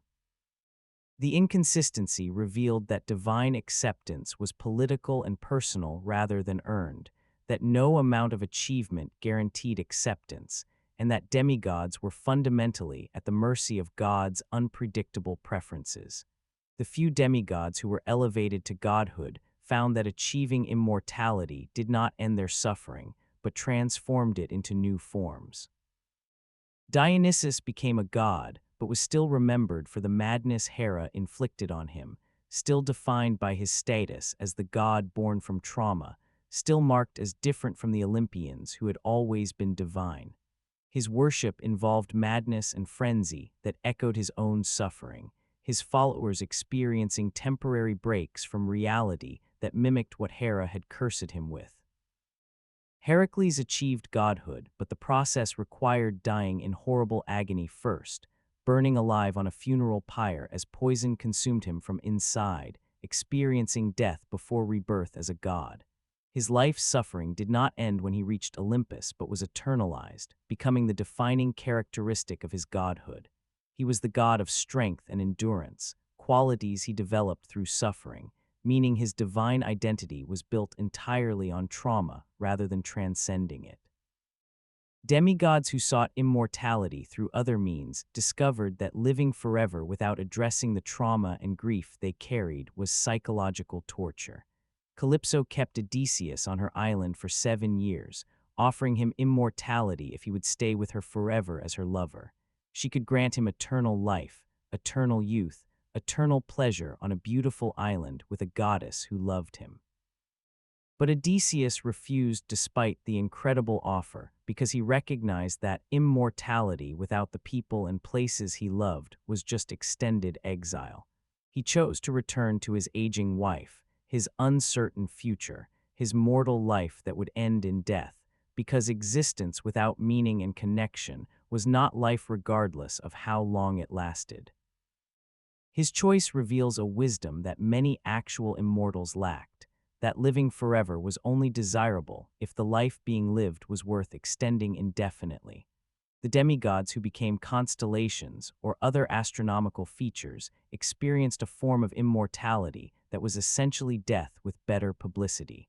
When Perseus and Andromeda were placed in the sky as constellations after their deaths, they were praised as being honored and remembered forever. But they were not actually alive as constellations. They were dead, transformed into patterns of stars that humans projected their stories onto. This was not reward, but transformation of dead bodies into celestial decorations, a way for gods to claim they were honoring heroes while actually just using their names and stories for astronomical landmarks. The real Perseus was gone, his consciousness ended, his suffering finally over. The constellation bearing his name was not him but a memorial, and memorials exist for the benefit of the living to remember the dead, not to benefit the dead themselves. The divine rejection demigods experienced was compounded by the knowledge that their divine parents had the power to help them, protect them, or elevate them at any time, but chose not to. Zeus could have shielded his demigod children from Hera's wrath, but preferred to let them suffer rather than confront his wife. Poseidon could have saved Theseus from his tragic ending, but remained absent when his son needed him. Apollo could have protected his children from the various terrible fates they suffered, but stayed distant, more interested in composing songs about their tragedies than preventing them. This pattern of divine abandonment was worse than having no divine parent at all, because it meant living with the knowledge that help was possible but withheld, that a parent powerful enough to change everything chose to change nothing, that divine blood meant nothing when it came to actual paternal care and protection. The psychological damage of divine rejection shaped how demigods viewed themselves and their place in the universe. They grew up being told they were special, chosen, blessed by divine blood that made them superior to normal humans, but experience taught them they were actually disposable, exploited, abandoned by the very gods who supposedly made them special. This contradiction between what they were told about their heritage and what they actually experienced created deep cognitive dissonance and identity crises. Were they blessed or cursed, special or expendable, children of gods or embarrassing mistakes? The lack of clear answers, the way gods treated them as both precious and worthless depending on circumstances, created psychological instability that prevented healthy self-concept development. Demigods often died without ever resolving the fundamental question of what their existence meant or whether their lives had value beyond the usefulness they provided to others. Chapter 8, Madness and Divine Punishment. The gods' favorite method of punishing demigods and mortals who displeased them was inflicting madness, driving victims insane in ways that made them destroy everything they loved before eventually destroying themselves. This punishment was particularly common for demigods, because their enhanced strength and abilities meant that madness turned them into catastrophically dangerous beings whose insanity would cause maximum destruction before being resolved. The madness inflicted by gods was not the natural madness of human mental illness, but divinely crafted insanity designed to cause specific outcomes, targeted hallucinations and compulsions that would force victims to commit particular acts they would never choose while sane. This weaponization of mental illness as punishment reveals the cruelty of the gods, who could have simply killed those who displeased them, but preferred to destroy their minds and make them suffer psychologically while committing horrors they would never forget if they regained sanity. Heracles' madness has already been mentioned, but deserves deeper examination because of how completely it destroyed him and revealed the mechanics of divine mental torture. When Hera decided to punish Heracles for existing and achieving happiness with his family, she sent madness that manifested as vivid hallucinations, transforming his perception of reality. He looked at his wife Megara and saw an enemy warrior. He looked at his children and saw monsters that needed to be killed to protect innocent people. The madness did not simply make him violent, but specifically targeted his love and protective instincts, turning those positive emotions into weapons that caused him to murder the people he most wanted to protect. He killed them while believing he was being a hero, a protector, a good person. When the madness lifted and reality reasserted itself, he was standing in his home covered in blood, surrounded by the corpses of his family, with the weapons still in his hands. The psychological horror of that moment, the transition from believing he was saving people to realizing he had murdered his own family, was the real punishment Hera intended. She could have simply killed his family herself, but instead she made him do it, ensuring he would carry guilt and trauma forever. The aftermath of this divine madness reveals how inadequate ancient Greek concepts of justice and purification were for addressing divine psychological torture. Heracles sought purification and was told he needed to serve Eurystheus for 12 labors to atone for his murders, but labors could not undo the psychological damage Hera had inflicted. No amount of monster slaying could restore Heracles' family or heal the wound of knowing he had killed them himself. The 12 labors functioned as punishment for being a victim of divine mind control, essentially blaming Heracles for actions he committed while insane and offering redemption through more suffering, rather than acknowledging he was not actually responsible for what Hera forced him to do. This pattern of punishing victims for what gods made them do was common throughout Greek mythology and reveals a fundamentally unjust worldview where divine actions were never questioned and mortals bore all consequences regardless of actual culpability. Ajax the Greater experienced madness that destroyed his reputation and led directly to his suicide, demonstrating how divine mental torture was used to resolve political disputes among heroes.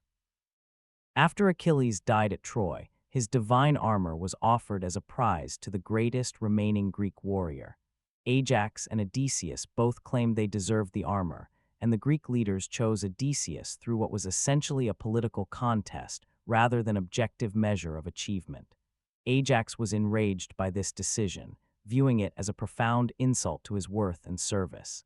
He planned to murder Odysseus and the Greek leaders that night in their sleep, seeking revenge through assassination. But Athena, who favored Odysseus, sent madness to Ajax to prevent the murders. The madness made Ajax hallucinate that a flock of sheep and cattle were actually the Greek leaders and Odysseus, causing him to spend the night torturing and killing livestock while believing he was enacting justice on the men who insulted him. When Ajax woke from the madness at dawn, covered in blood among slaughtered animals, he immediately understood what had happened and what it meant for his reputation. His intended revenge had been transformed into a laughingstock incident where he killed sheep thinking they were warriors. He would be mocked forever, his legitimate grievance dismissed because madness made him appear ridiculous rather than wronged. The Greek leaders who would have been his murder victims were now positioned to punish him for attempting assassination. He had lost everything: his honor, his reputation, his standing, all because a goddess decided political disputes should be resolved through psychological torture rather than honest confrontation. Ajax chose suicide over living with the shame and mockery that would follow him for the rest of his life. He fell on his own sword at dawn, dying alone on a beach, another demigod destroyed by divine interference that transformed legitimate anger into madness and tragedy. The madness of Dionysus's followers, the Maenads, demonstrates how divine insanity could be contagious and weaponized against entire populations rather than individuals. Dionysus traveled throughout Greece establishing his worship, and he had a pattern of punishing cities and leaders who rejected his divinity by driving the women of those places into frenzied madness. The afflicted women would abandon their homes and families, flee to mountains and forests, and engage in wild celebrations involving violence, dismemberment of animals, and sometimes humans. The most famous case was King Pentheus of Thebes, who refused to recognize Dionysus's divinity and tried to suppress his worship. Dionysus drove all the women of Thebes, including Pentheus's own mother Agave, into Maenad madness. When Pentheus spied on their secret rites, the maddened women caught him and tore him apart with their bare hands, believing in their madness that he was a mountain lion. Agave carried her son's severed head back to Thebes as a trophy, only regaining her sanity when Dionysus allowed her to recognize what she was actually holding. This use of madness as mass punishment reveals how gods viewed mortal minds as toys to be played with rather than sacred sanctuaries deserving protection. Dionysus could have punished Pentheus directly, simply killing him or transforming him or cursing him individually. Instead, he chose to drive women into madness and use them as unwitting instruments of murder, ensuring that multiple innocent people would suffer permanent psychological trauma from actions they were magically compelled to commit. Agave had to live the rest of her life knowing she killed and dismembered her own son while mad, carrying memories of actions she committed but did not choose. The women who participated in the murder were similarly traumatized, having fragmented memories of violence committed during madness that they could not fully remember or understand. Dionysus's revenge on one man who insulted him created hundreds of victims who were punished despite being innocent. The madness inflicted on demigods often had no cure or relief, continuing for years or entire lifetimes in some cases. Dionysus himself suffered madness inflicted by Hera that lasted for years, during which he wandered the world unable to control his actions or fully understand his own nature. The madness only lifted after extensive wandering, purification rituals, and the eventual decision by the gods that he had suffered enough. But the time spent mad did not disappear from memory. Dionysus had to live with the awareness of years lost to insanity, years where he had no control over himself and could have committed any number of horrible acts. The lasting effects of extended madness included fragmented memories, uncertainty about what actions were committed during insane periods, and the knowledge that sanity was conditional and could be revoked by any god at any time for any reason. The threat of divine madness was so pervasive that it created constant anxiety for demigods who knew they were perpetually one divine whim away from losing their minds. Any interaction with a god could potentially end with madness if the deity was displeased. Any achievement that made gods jealous could be punished with insanity. Any refusal to comply with divine demands could result in being driven mad as punishment. This atmosphere of psychological terror meant demigods could never fully trust their own minds or feel secure in their sanity. They lived with the awareness that their thoughts and perceptions could be hijacked at any moment, that they could be forced to commit atrocities against their will, that madness was always possible and could be inflicted without warning or justification. This made stable relationships impossible because a demigod might murder their family tomorrow if a god decided to make it happen. It made long-term planning futile because madness could derail any plans at any time. It created existential uncertainty about the nature of identity and free will, since gods could override mortal consciousness whenever convenient. The gods' use of madness as punishment also revealed their fundamental disregard for the concept of consent and autonomy. When gods inflicted madness, they were overriding human consciousness, hijacking mortal minds, and forcing actions that violated the victim's will and nature. This was psychological rape, violation of the most intimate aspect of human existence, yet it was treated as an acceptable form of divine punishment that required no justification beyond divine displeasure. The gods who inflicted madness never faced consequences for this violation, never apologized, never compensated victims, and never showed remorse for destroying minds and forcing victims to commit acts they would never choose. The casual cruelty with which divine madness was deployed demonstrates that gods viewed mortal consciousness as having no inherent value or right to protection, as something that existed purely at divine pleasure and could be violated, destroyed, or manipulated whenever gods found it convenient or amusing. Chapter 9: The Horror of Physical Transformation Beyond Mental Torture Through Madness. Gods frequently punished demigods and mortals through physical transformation, changing their bodies into animals, plants, monsters, or other forms that trapped human consciousness in inhuman shapes. These transformations were often described in mythology as merciful alternatives to death, but they were actually fates worse than death because they preserved consciousness while removing humanity, creating awareness trapped in forms that could not communicate, could not interact with former loved ones, and could not die. Transformation as punishment reveals the sadistic creativity of gods who could simply kill those who displeased them, but preferred to inflict living deaths that would cause eternal suffering without granting the escape of actual death. Actaeon's transformation into a stag demonstrates the arbitrary cruelty of divine punishment that could strike anyone regardless of intention or character.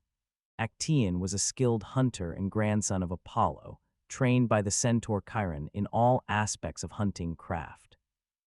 One day while hunting in the forest with his hounds, he accidentally stumbled upon a hidden grotto where Artemis was bathing nude with her nymph attendants.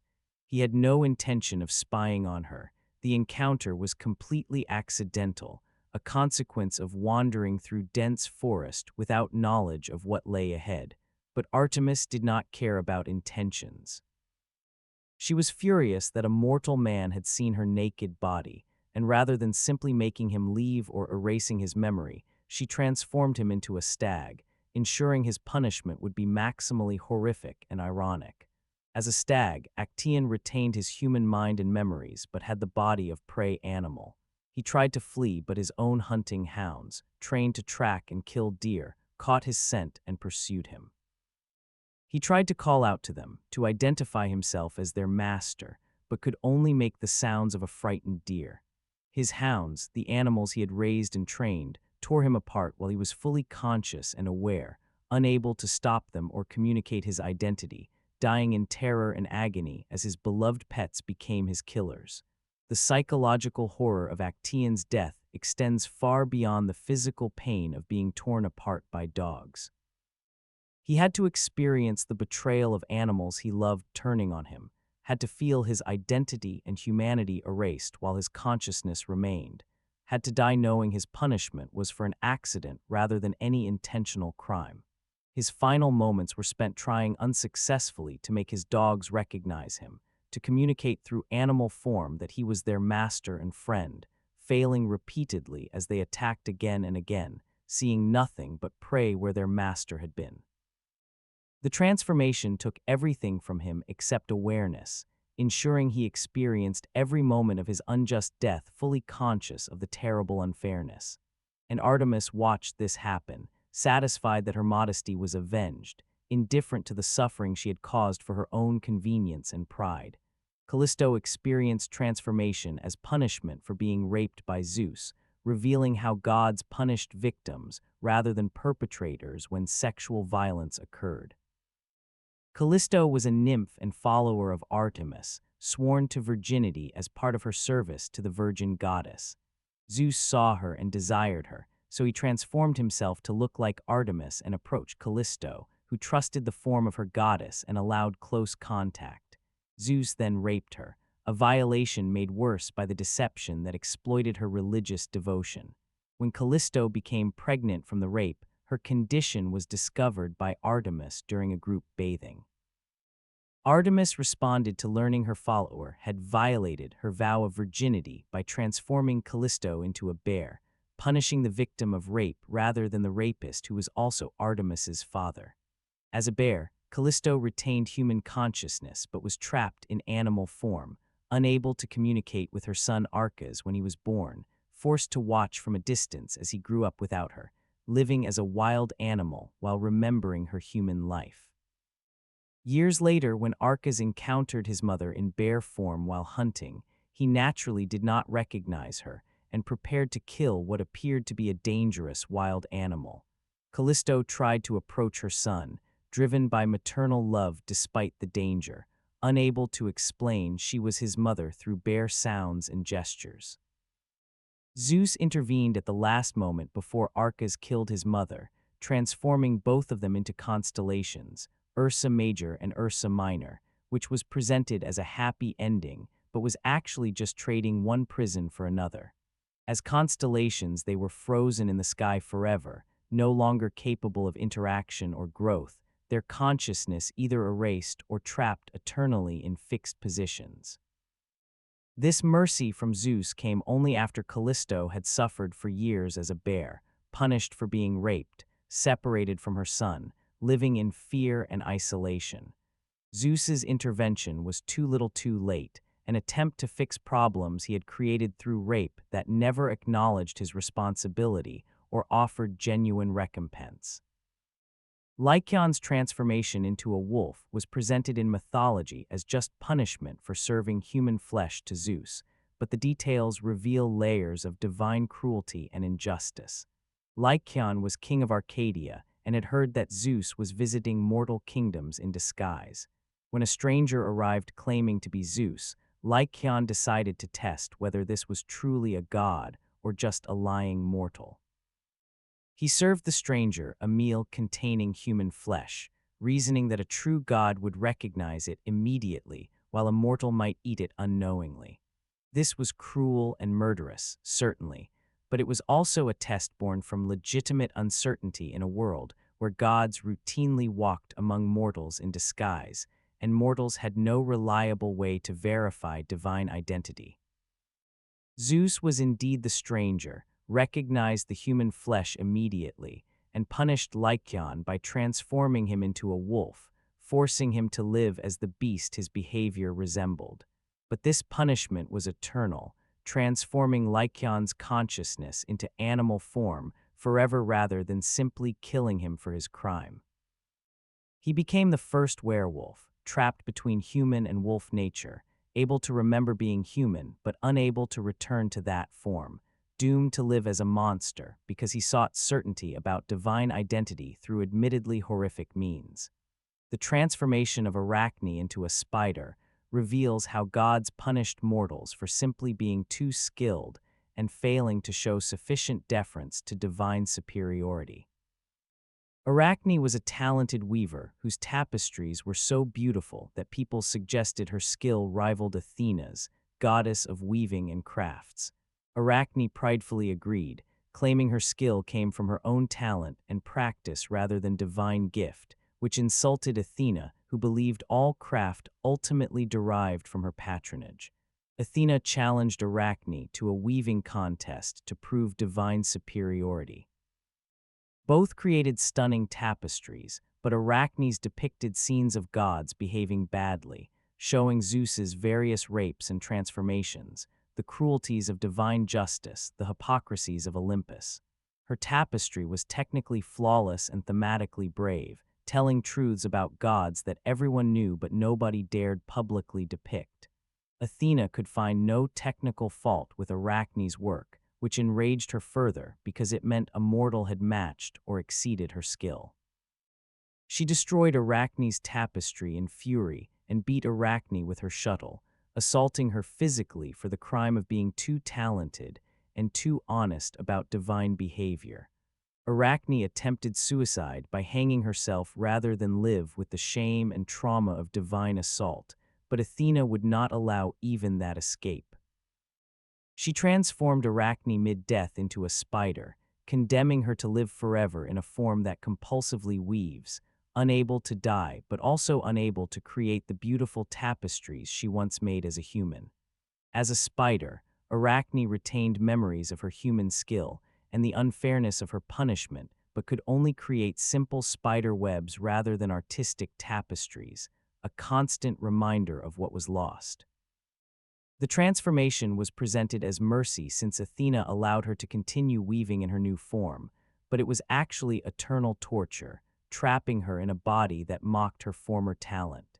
She became the mother of all spiders, dooming her entire lineage to live as creatures many humans fear and kill reflexively, ensuring her punishment would extend across generations of her descendants.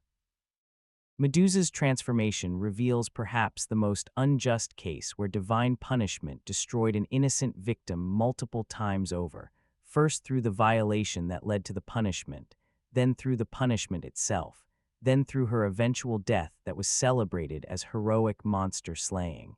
Medusa was a beautiful woman, a priestess in Athena's temple, devoted to the goddess and living according to her vows.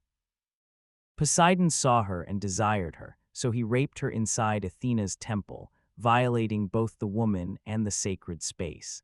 This should have resulted in Athena punishing Poseidon for defiling her temple, but instead Athena punished Medusa, the victim of the rape. Athena transformed Medusa into a gorgon, giving her snake hair and a face so horrible that anyone who looked at her directly turned to stone. This transformation served multiple purposes. It punished Medusa for desecrating the temple despite being the victim. It made her so hideous that no man would ever desire her again, and it weaponized her body in ways that ensured she could never have normal human contact again. As a gorgon, Medusa became completely isolated because her appearance literally killed anyone who looked at her. She could not be near people, could not have relationships, could not live any semblance of normal life. The transformation forced her into exile where she lived alone, surrounded by the stone statues of people who had seen her face, a constant reminder of the danger she represented. She did not choose to kill these people. The transformation made it inevitable that anyone who approached her would die, which meant every visitor was an attack she had to defend against by looking at them, or a tragedy she had to witness as they accidentally saw her and petrified. She lived this way for years, traumatized by rape, punished for being raped, isolated by her punishment, surrounded by death she did not want to cause. Then Perseus was sent to kill her as a heroic quest, as if she was a monster that deserved death rather than a victim who deserved help. He killed her while she slept, beheaded her using her own cursed appearance against her by watching her reflection. Her death was celebrated as monster slaying and heroic achievement, her head then used as a weapon by Perseus and later Athena, her suffering continuing even after death as her image became a tool for killing others. The pattern of divine transformation punishment reveals that gods viewed mortal and demigod bodies as their property to modify at will without consent. Transformation was violation of bodily autonomy at the deepest level, changing the fundamental nature of someone's physical existence against their will, often in ways that caused permanent suffering. These transformations were presented in myths as examples of divine power and justice, but they were actually demonstrations of divine tyranny, proof that gods could inflict horrible fates on anyone for any reason without facing consequences or criticism. The victims of transformation had no recourse, no appeals process, no way to reverse their conditions unless a god chose to grant mercy, which rarely happened. They simply had to endure existences they never asked for in bodies that felt wrong and alien, fully aware of what they had lost, unable to die, unable to change, unable to do anything but suffer as living demonstrations of divine power. Chapter 10: The Betrayal of Comrades and Allies. The heroic companionships celebrated in mythology as examples of noble brotherhood and fellowship were actually relationships poisoned by competition, jealousy, and betrayal that revealed how demigod life destroyed the possibility of genuine friendship. Heroes were constantly compared against each other, ranked by their achievements, forced to compete for limited glory and recognition, which created dynamics where companions became rivals and friends became threats. The structure of heroic society made cooperation temporary and strategic rather than based on genuine affection or mutual support. Alliances formed for specific quests dissolved once objectives were achieved, and in many cases former companions became enemies over disputes about credit, treasure, or honor. The famous bands of heroes like the Argonauts or the Defenders of Thebes functioned more like unstable coalitions of powerful individuals than true brotherhoods, held together by necessity rather than loyalty. The competition between Ajax and Odysseus over Achilles' armor demonstrates how heroic culture turned friends into bitter enemies willing to kill over symbolic recognition. Ajax and Odysseus had fought side by side for 10 years at Troy, faced countless dangers together, and shared the bonds that developed between warriors in extended conflict. But when Achilles died and his armor was offered as a prize, any friendship between them evaporated instantly. Both believed they deserved the armor as recognition of being the greatest remaining Greek warrior. Ajax based his claim on physical prowess and battlefield achievement, having repeatedly saved Greek forces and recovered Achilles' body from the Trojans. Odysseus based his claim on strategic intelligence and overall contribution to the war effort, including the plan for the wooden horse that would eventually win the war. The Greek leaders chose Odysseus through a vote, a political decision that may have been influenced by Odysseus's greater social skills and persuasiveness rather than purely objective assessment of merit. Ajax's response to losing the contest reveals the depths of rage and betrayal that heroic competition created. He did not accept the decision with grace or acknowledge that reasonable people might disagree about who deserved the armor. Instead, he planned to murder Odysseus and the Greek leaders in their sleep, believing that assassination was justified response to being unfairly denied recognition. His plan to commit murder over symbolic armor reveals how thoroughly heroic culture had warped his values and psychology, making perceived disrespect worthy of lethal response. Only Athena's intervention with madness prevented the actual murders, and Ajax's suicide after realizing he had killed livestock instead demonstrates that he preferred death to living without the honor he believed he deserved. The entire tragic sequence shows how fragile heroic friendships were, how quickly comradeship could transform into murderous hatred when egos clashed over recognition and status. The Caledonian boar hunt became famous not for the successful hunt, but for the murders and betrayals that followed among the heroes who participated. The hunt assembled many of the greatest heroes of Greece, including Meleager, Atalanta, Castor and Polydeuces, Jason, and many others. They succeeded in killing the divine boar sent by Artemis, but the victory immediately created conflict over who deserved credit and who would receive the boar's hide as trophy.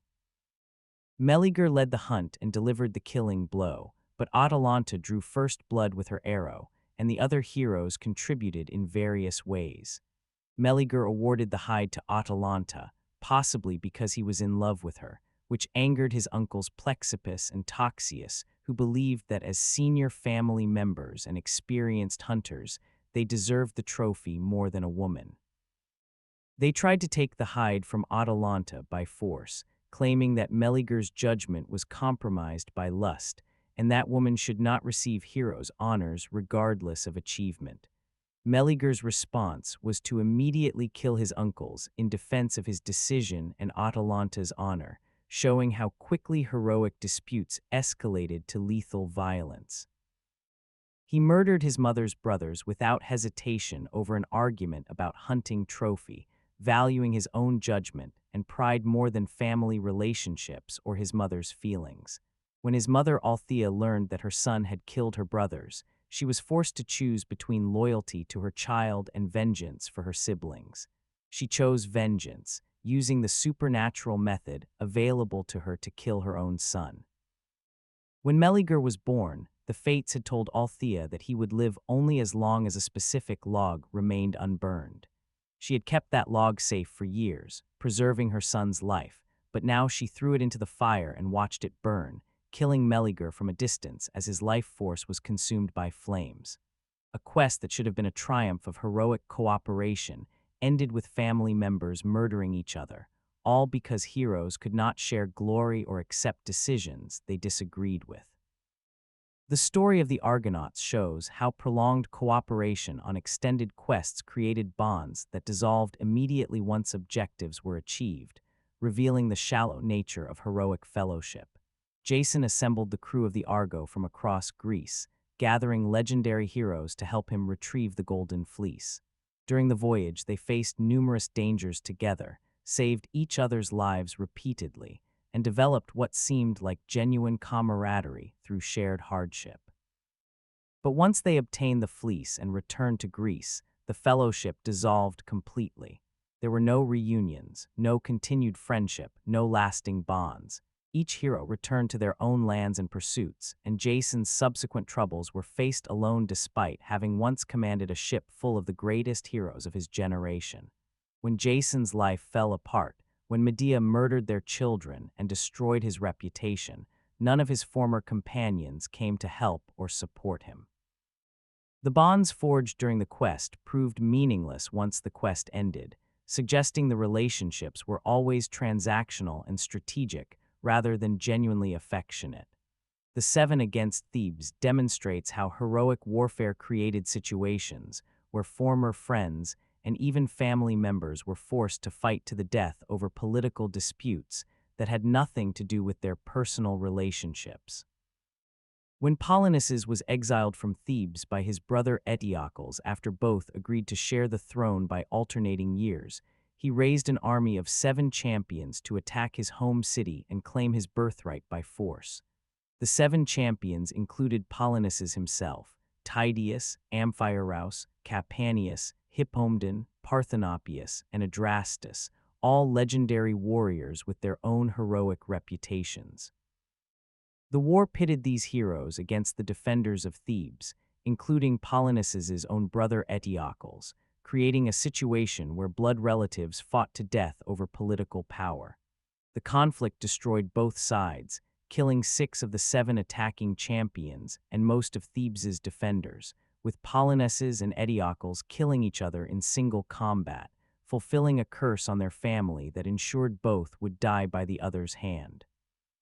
The aftermath of the failed attack on Thebes reveals the depths of betrayal and abandonment in heroic culture. The bodies of the 6 dead champions were left unburied on the battlefield, denied funeral rites by Creon, who became ruler of Thebes after Eteocles died. This was one of the worst fates imaginable in Greek culture, where proper burial was essential for the soul's journey to the afterworld, meaning the dead heroes were condemned to wander as ghosts unable to find peace. The surviving champion Adrastus fled rather than staying to fight for his companion's burial rites. The widows of the dead heroes had to become supplicants at Athens, begging Theseus to wage war on Thebes to force them to allow proper burial of the bodies. The entire sequence shows how heroic values prioritized personal glory over genuine loyalty, where companions could be abandoned unburied and former allies could deny basic respect to the dead based on political disputes. The honor that heroes supposedly fought for was revealed as hollow and selective, applying only when convenient and ignored when genuine sacrifice was required. The relationship between Heracles and his companions during the 12 labors shows how even when heroes traveled together, they functioned as individuals rather than true teams. Heracles occasionally had companions assisting with labors, including his nephew Iolaus, who helped fight the Hydra, but these companions were subordinates rather than partners, helpers rather than equals. When credit was given and glory assigned, it went to Heracles alone despite assistance being crucial to success. Iolaus helped kill the Hydra by cauterizing the neck stumps so heads would not regrow, making the victory possible, but the labor was counted as Heracles' achievement, and Iolaus was relegated to footnote status. This dynamic of unequal credit created resentment and hierarchy, even among supposed companions, ensuring that relationships were based on utility rather than mutual respect. Heroes like Heracles did not actually want companions as equals, but followers who would assist their quests, while accepting subordinate status and minimal recognition.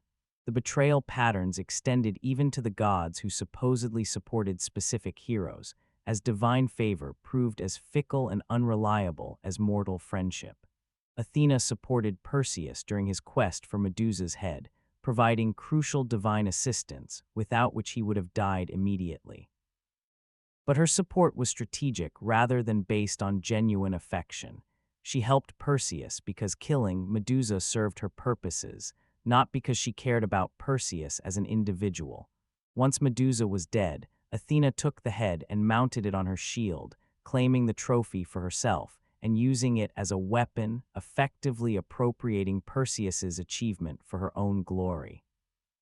Similarly, Athena helped Odysseus throughout his journeys, but also endangered him repeatedly by making him a playing piece in conflicts between gods. Divine assistance came with strings attached, obligations that often outweighed benefits, and could be withdrawn instantly if the hero displeased their divine patron or if the god simply lost interest. The rare cases of seemingly genuine friendship between heroes, like Achilles and Patroclus, only reinforced how impossible such bonds were to maintain in heroic culture. Their friendship was deep and sincere, based on genuine affection and mutual understanding, which made Patroclus's death all the more devastating to Achilles. But their friendship was only possible because they operated as a unit, with Patroclus accepting subordinate status to Achilles and never competing for glory or recognition. The moment Patroclus tried to achieve something independent, fighting in Achilles' armor to save the Greeks, he died because he lacked Achilles' skill despite borrowing his equipment. The tragedy suggests that genuine friendship between heroes required one party to accept permanent subordinate status, that equality between powerful demigods was fundamentally impossible in a culture that constantly ranked and compared them. Two heroes of equal status and ego could not maintain genuine friendship because competition would inevitably destroy it, while friendship between unequal heroes was based on accepted hierarchy that violated principles of real friendship.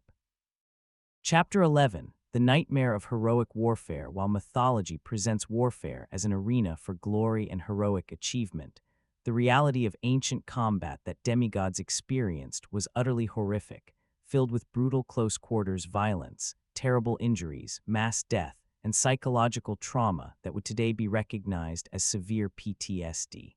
Demigods were not invulnerable warriors who mowed down enemies effortlessly, despite how myths portray their battles. They were human enough to feel pain, to be wounded, to bleed and break bones and suffer injuries that took weeks or months to heal if they healed at all. Their enhanced strength and abilities kept them alive longer than normal warriors, but also ensured they were always placed at the front lines facing the worst dangers, fighting the strongest enemies, taking the hardest assignments that had the highest casualties. Being a demigod warrior meant experiencing more combat trauma than any normal soldier because they survived longer and fought more battles, accumulating wounds both physical and psychological until they became walking collections of scars and unhealed injuries. The Trojan War lasted 10 years, and demigods like Achilles and Ajax fought in nearly daily combat throughout most of that decade. Imagine the psychological toll of killing people almost every day for 10 years, watching friends die, seeing horrific injuries, being wounded yourself repeatedly. knowing that tomorrow you would do it all again, and the next day and the next, for year after year with no end in sight. Combat in this era was not long range and impersonal, but close up and brutally intimate, requiring warriors to see the faces of men they killed, to feel their blood spray, to hear their death sounds, to step over their corpses and continue fighting.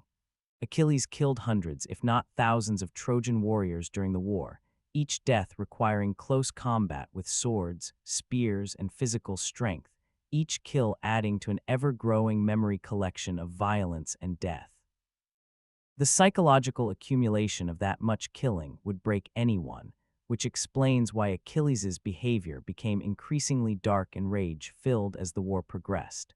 The wounds that heroes suffered in battle were described in mythology with shocking graphic detail that reveals how painful and traumatic combat actually was. The Iliad contains hundreds of wound descriptions that specify exactly how warriors died, from spears through throats to sword-splitting skulls to arrows piercing eyes and brains. These were not clean deaths, but agonizing injuries where victims did not die instantly, but took time to bleed out, choke on their own blood, or suffer organ failure while fully conscious. When Patroclus was wounded, he was struck by Apollo, had his armor knocked off, was hit by a spear that pierced through his back, then finished off by Hector's spear through his belly. He died slowly and painfully, aware that he was dying, able to prophesy Hector's own death before consciousness faded.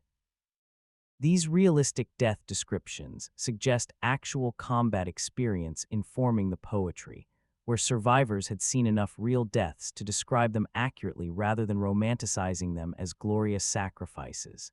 The injuries that demigods survived were often permanently debilitating, destroying their quality of life even when they lived through battles. Wounds to eyes, hands, legs, and other body parts might heal enough to save life, but leave permanent damage that affected function. A warrior who lost fingers to sword strikes could no longer grip weapons properly. Leg wounds that healed poorly left permanent limps that affected mobility and fighting stance. Facial scars and missing teeth were common among veteran warriors, making them appear monstrous and affecting their social interactions. The romantic image of the scarred warrior as ruggedly attractive ignores that real battle scars often came with chronic pain, limited mobility, phantom sensations in damaged areas, and psychological associations with the trauma that caused them. Each scar was a reminder of a moment when death nearly succeeded, a permanent mark of vulnerability and past agony.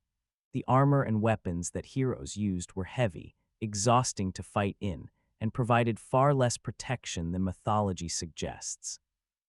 A full panoply of bronze armor including helmet, breastplate, greaves, and shield could weigh 50 to 70 pounds, worn in Mediterranean heat while engaging in intense physical combat that elevated heart rate and body temperature.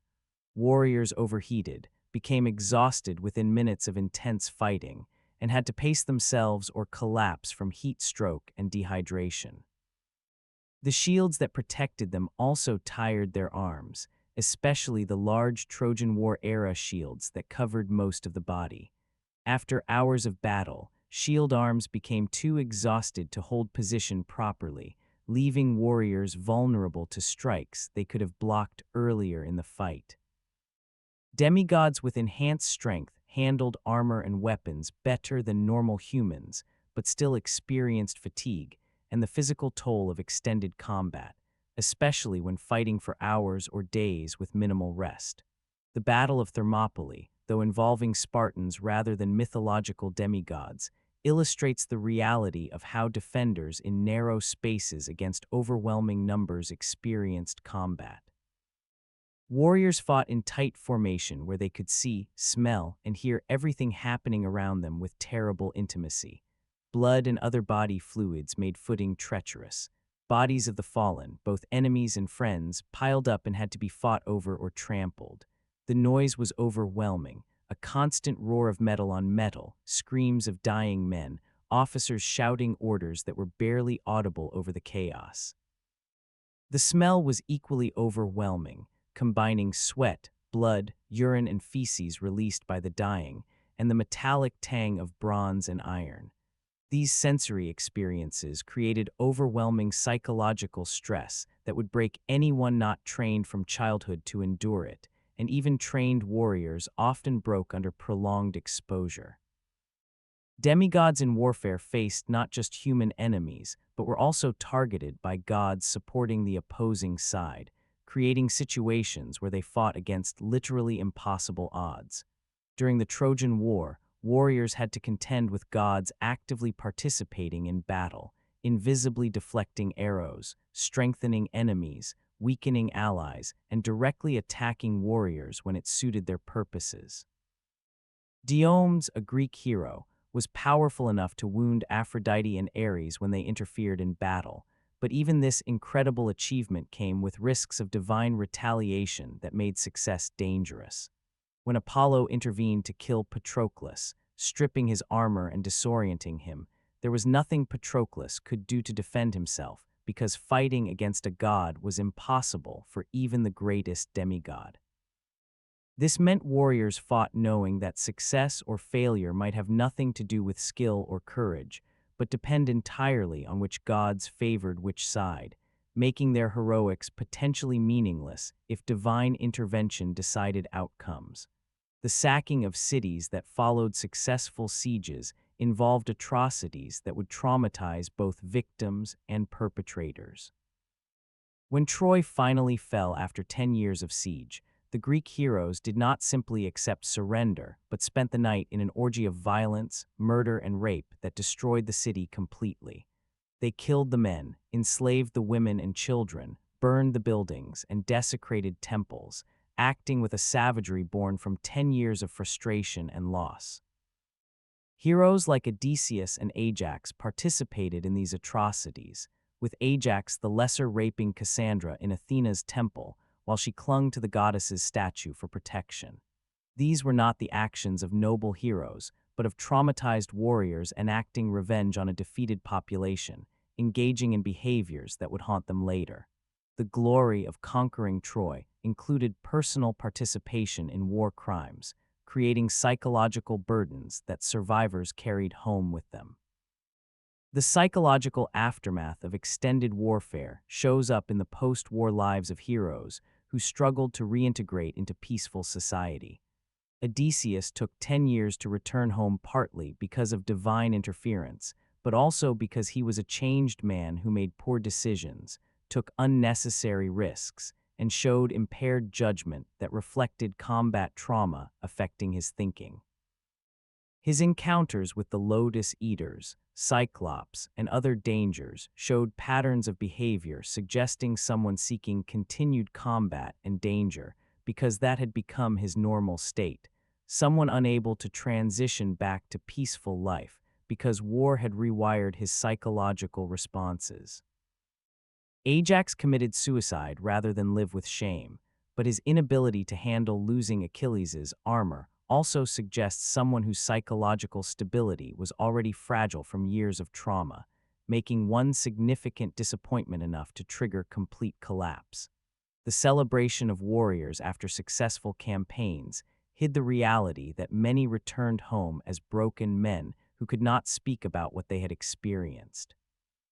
The gap between how civilians imagined warfare and what veterans had actually experienced created isolation, where traumatized warriors had no one who could understand or help process their trauma. Communities wanted to hear about glory and heroism, about brave deeds and enemy defeats, not about the nightmares, the guilt over kills, the horror of watching friends die, the shameful deeds committed during city sackings. Warriors learned to remain silent about real experiences and provide the sanitized stories civilians wanted to hear, creating internal conflicts between public personas and private realities. This social pressure to suppress trauma prevented healing and ensured psychological wounds never properly addressed, but instead festered and worsened over time. Chapter 12, The Futility of Redemption and Atonement. One of the cruelest psychological tortures inflicted on demigods was the promise that redemption was possible, that suffering could be atoned for through heroic deeds, that guilt and trauma could be addressed through accomplishing difficult tasks. This promise was almost universally false because the tasks assigned as atonement were actually punishment disguised as redemption, designed to cause more suffering while pretending to offer healing and restoration. The concept of earning redemption through labor's established impossible standards, where no amount of achievement was ever sufficient, where completing assigned tasks led only to more tasks, where supposed purification rituals did nothing to actually address guilt or trauma, but only added to the demigods' suffering while claiming to help them. Heracles' 12 labors were explicitly framed as atonement for murdering his family while cursed with Hera sent madness, but they were actually revenge and exploitation disguised as purification. When Heracles sought cleansing after regaining sanity and realizing he had killed his wife and children, he consulted the oracle at Delphi, hoping for guidance on how to address his guilt and trauma. The oracle, channeling Apollo's commands, told him to serve King Eurystheus for 12 labors as penance for his crimes. This would supposedly purify him of blood guilt and allow him to continue his life freed from the curse of kinslaying. But the actual structure of the labors reveals they were never meant to heal Heracles, but to destroy him. Eurystheus was a coward who resented Heracles and was secretly directed by Hera to assign labors specifically chosen for their likelihood of resulting in death. Each labor sent Heracles against monsters or completed tasks that had killed everyone who attempted them before, with difficulty escalating as early labors were surprisingly completed. The psychological damage of framing punishment as redemption cannot be overstated. Heracles was told he needed to complete these labors to atone for murders committed while insane, which implied that he bore moral responsibility for actions he committed while cursed by a goddess and not in control of his own mind. This framing forced him to accept guilt for things that were not actually his fault, internalizing responsibility for Hera's actions, making him believe he deserved punishment for being a victim of divine psychological torture.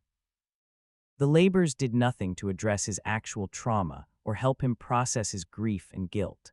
They did not include counseling, healing rituals that acknowledge he was a victim, or supportive community to help him work through his psychological wounds. Instead, they sent him alone to fight monsters, repeatedly risking death, accumulating more physical and psychological trauma on top of what he already carried, all while claiming this was helping him achieve redemption. When Heracles completed the original 10 labors, Eurystheus declared that 2 of them did not count and assigned 2 additional labors, proving that the redemption being offered was illusory and the goalposts would always move to prevent achievement. The 11th and 12th labors, obtaining the golden apples of the Hesperides and capturing Cerberus from the underworld, were even more dangerous than the previous 10, suggesting that success was being punished with escalating difficulty rather than being recognized and rewarded. When Heracles finally completed all 12 labors, he was technically freed from servitude to Eurystheus, but he was not actually freed from suffering or from the consequences of his past. He still carried the trauma of killing his family, still lived with guilt that labors did nothing to address, still faced Hera's hatred and further persecution. The labors took years of his life, damaged him physically and psychologically, nearly killed him dozens of times, and provided no actual healing or redemption, only more suffering wrapped in the language of atonement. Orestes faced similar false promises of redemption when he killed his mother Clytemnestra to avenge his father Agamemnon's murder. The matricide was commanded by Apollo through oracle pronouncement, making Orestes believe he had divine sanction and obligation to commit the murder. But immediately after killing his mother, Orestes was pursued by the Furies, ancient goddesses of vengeance who punished kinslayers without exception. Apollo had commanded the matricide but provided no protection against its consequences, essentially ordering Orestes to commit a crime, then abandoning him to face punishment alone. The Furies drove Orestes mad with guilt and pursued him relentlessly, making him see visions of his dead mother and experience constant psychological torture that made normal life impossible. He wandered Greece seeking purification and redemption, performing various rituals and penances, but nothing satisfied the Furies who continued their persecution. Orestes was eventually brought to trial before the Areopagus in Athens, a divine court where gods would judge whether his matricide was justified. The trial itself was traumatic, requiring Orestes to publicly recount killing his mother, to argue that he was justified in matricide, to defend actions that violated the deepest taboos of Greek society. Apollo testified in his defense, claiming he had ordered the killing, and therefore Orestes bore no guilt. But this divine testimony contradicted the obvious reality that Orestes was suffering immense guilt and trauma regardless of who ordered the action. The trial ended in a tie vote, with Athena breaking the tie in Orestes's favor, declaring him acquitted of guilt. But this legal acquittal did not actually heal Orestes or remove his trauma. The Furies were satisfied by the verdict and stopped pursuing him, but he still carried memories of killing his mother, still lived with psychological scars from years of being hunted by vengeance goddesses, still had to exist in a society that knew he had committed matricide even if technically justified. The redemption he was offered through trial and acquittal was legal and social, but not psychological or emotional, leaving him technically free but personally damaged forever. The concept of purification rituals in ancient Greece demonstrates how societies created formal mechanisms for claiming someone was cleansed of guilt without actually addressing the psychological realities of trauma and moral injury. A person who committed killing, even justified killing in warfare or self-defense, could undergo ritual purification involving sacrifices, prayers, ceremonial washing, and pronouncements by priests declaring them cleansed of blood guilt. These rituals might satisfy social and religious requirements, allowing the person to rejoin society and participate in religious life, but they did nothing to address nightmares, flashbacks, guilt, or psychological trauma resulting from killing. A warrior who had killed dozens of enemies in battle could be ritually purified and declared clean before the gods, but this declaration did not remove memories of violence, did not heal trauma, did not prevent psychological consequences of taking human life repeatedly. Demigods who sought redemption through heroic deeds discovered that no amount of achievement could compensate for past trauma or suffering. Heracles could kill every monster in the world, complete every impossible task assigned to him, serve gods and kings faithfully for his entire life, but none of it would bring back his murdered family or remove his memories of killing them while mad.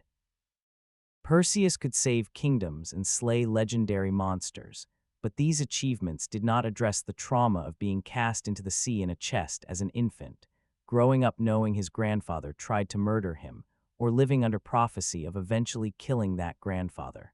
Achievement and redemption were framed as connected, but were actually unrelated. Accomplishing difficult tasks proved capability, but did nothing to heal wounds or provide genuine psychological recovery from trauma. The false promise of redemption was particularly cruel because it kept demigods striving for an impossible goal, preventing them from recognizing that healing required different approaches than more heroic achievement. A demigod traumatized by violence needed rest, support, processing time, and probably different life paths than continued warfare and monster slaying. But redemption narratives push them toward more violence as the solution to violence, more trauma as the cure for trauma. Heracles needed grief counseling and recognition that he was a victim of divine psychological warfare, not 12 death-defying labors that added to his trauma. Orestes needed acknowledgement that being ordered to commit matricide by a god was itself divine abuse, not a trial where he had to defend his actions as justified. The redemption offered to demigods was always more suffering, more service, more sacrifice, never actual healing or recovery or peace. The most insidious aspect of false redemption was how it made demigods feel responsible for their own continued suffering. When assigned tasks as atonement, the implicit message was that continued suffering was their fault for needing to atone, that they could end their pain by completing assigned tasks, that their trauma was self-inflicted through moral failures that required redemption. This psychological manipulation transferred responsibility for divine persecution and abuse onto the victims, making them believe they deserved suffering and needed to earn their way out of it through service. Heracles might have recognized that Hera was responsible for his family's death, that he was a victim rather than perpetrator, but the framing of labors as atonement made him internalize guilt and accept that he deserved punishment. This internalized guilt ensured he would never challenge the fundamental injustice of his situation, but would instead spend his life trying to prove himself worthy of forgiveness for crimes he did not actually commit. Chapter 13, The Tragedy of Half-Divine Children. The children born to demigods inherited the worst aspects of divine bloodlines while receiving few benefits, creating new generations of suffering and demonstrating how curses of divine heritage spread across time rather than being contained to single lifetimes. These children were not demigods themselves, being one generation further removed from divine origins, but they still carried enough divine blood to be marked as different, to attract supernatural danger, and to face social prejudice while lacking the enhanced abilities that might have allowed their demigod parents to survive such challenges. They grew up in broken families led by traumatized parents who could not provide stable childhoods. They inherited enemies and curses that predated their births, and they faced expectations they could not fulfill based on their parents' legendary status. Heracles' children faced persecution specifically for being his offspring, hunted by King Eurystheus, who feared they would grow up to take revenge for how he had exploited their father. After Heracles died and ascended to Olympus, Eurystheus attempted to exterminate all of Heracles' children, who were scattered across Greece in various cities and refuges. These children had committed no crimes and posed no immediate threat, but they were targeted for death simply because of who their father was, because they represented potential future challenges to Eurystheus's power, because letting them live meant accepting that they might remember how their father was exploited and might seek justice. The children of Heracles became refugees fleeing from city to city, begging for protection, living in constant fear of assassins and armies sent to kill them. Many died despite sanctuary provided by various kings who honored Heracles' memory. The survivors lived traumatized childhoods where they were constantly reminded that being Heracles' child was a death sentence rather than a blessing. Even when children of demigods survived to adulthood, they carried the weight of impossible expectations based on their parents' legendary status. Telemachus, son of Odysseus, grew up without his father for 20 years, the first 10 while Odysseus fought at Troy, and the second 10 while he struggled to return home. During those 20 years, Telemachus was raised by his mother Penelope, while their home was gradually invaded by suitors who consumed their wealth and pressured Penelope to remarry. Telemachus had to grow up being compared to his legendary father while lacking any guidance from that father, being told he should be brave and clever like Odysseus, while having no father to teach him how to develop those qualities. When he reached adolescence, he attempted to assert authority over the suitors, but was ignored and mocked because they saw him as an inexperienced boy pretending to be a man, certainly not the equal of his legendary father. The gap between what people expected based on his parentage and what he was actually capable of as an untrained young man created intense psychological pressure and feelings of inadequacy. The children of Jason and Medea met the most horrific fate of any demigod offspring when their mother murdered them as revenge against their father. These children were innocent in the dispute between their parents, having no role in Jason's betrayal or responsibility for relationship breakdown, but they became weapons in adult conflict and eventually victims of it. When Jason decided to abandon Medea for a politically advantageous marriage to the Corinthian princess, he apparently planned to keep his children by Medea and raise them as part of his new family, which meant the children would have been complicit symbols of Medea's replacement and marginalization. Medea decided that if Jason valued his children and his political ambitions more than her, she would destroy both. She killed their sons while they begged for mercy, not because she did not love them, but precisely because she did love them and knew their deaths would hurt Jason more than anything else she could do. The children died terrified and betrayed, killed by the parent who should have protected them, victims of adult conflict they could not understand or escape. The psychological damage inflicted on children who survived parental violence or abandonment shaped them into dysfunctional adults who often repeated cycles of trauma in their own relationships. Orestes and Electra, children of Agamemnon and Clytemnestra, witnessed their mother murder their father upon his return from Troy, then lived for years under their mother's rule while she married her lover Aegisthus and tried to pretend the murder had not happened. Electra remained loyal to her father's memory and was persecuted by her mother and stepfather, reduced to servant status in the palace that should have been her home, constantly mourning and calling for vengeance. Orestes was sent away as a child to protect him from being killed by Aegisthus, growing up in exile without parents, raised by strangers who told him about his father's murder and his obligation to avenge it. When Orestes returned to Mycenae as an adult, he and Electra worked together to murder Clytemnestra and Aegisthus, committing matricide and creating new trauma while attempting to resolve old trauma. They were children turned into weapons by family violence, with their childhoods destroyed and adult lives defined entirely by cycles of revenge and killing.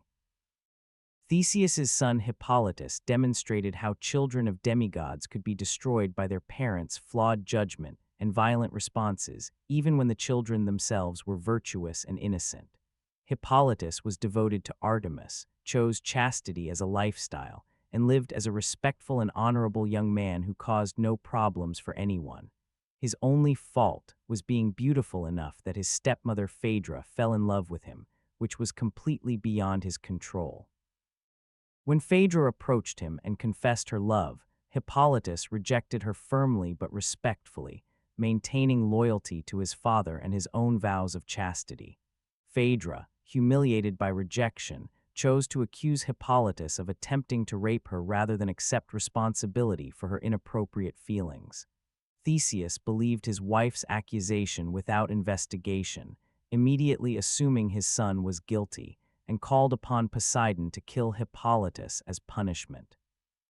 Hippolytus was innocent of any wrongdoing, but died horribly because his father prioritized a wife's word over his son's character, and did not bother to verify accusations before inflicting lethal punishment.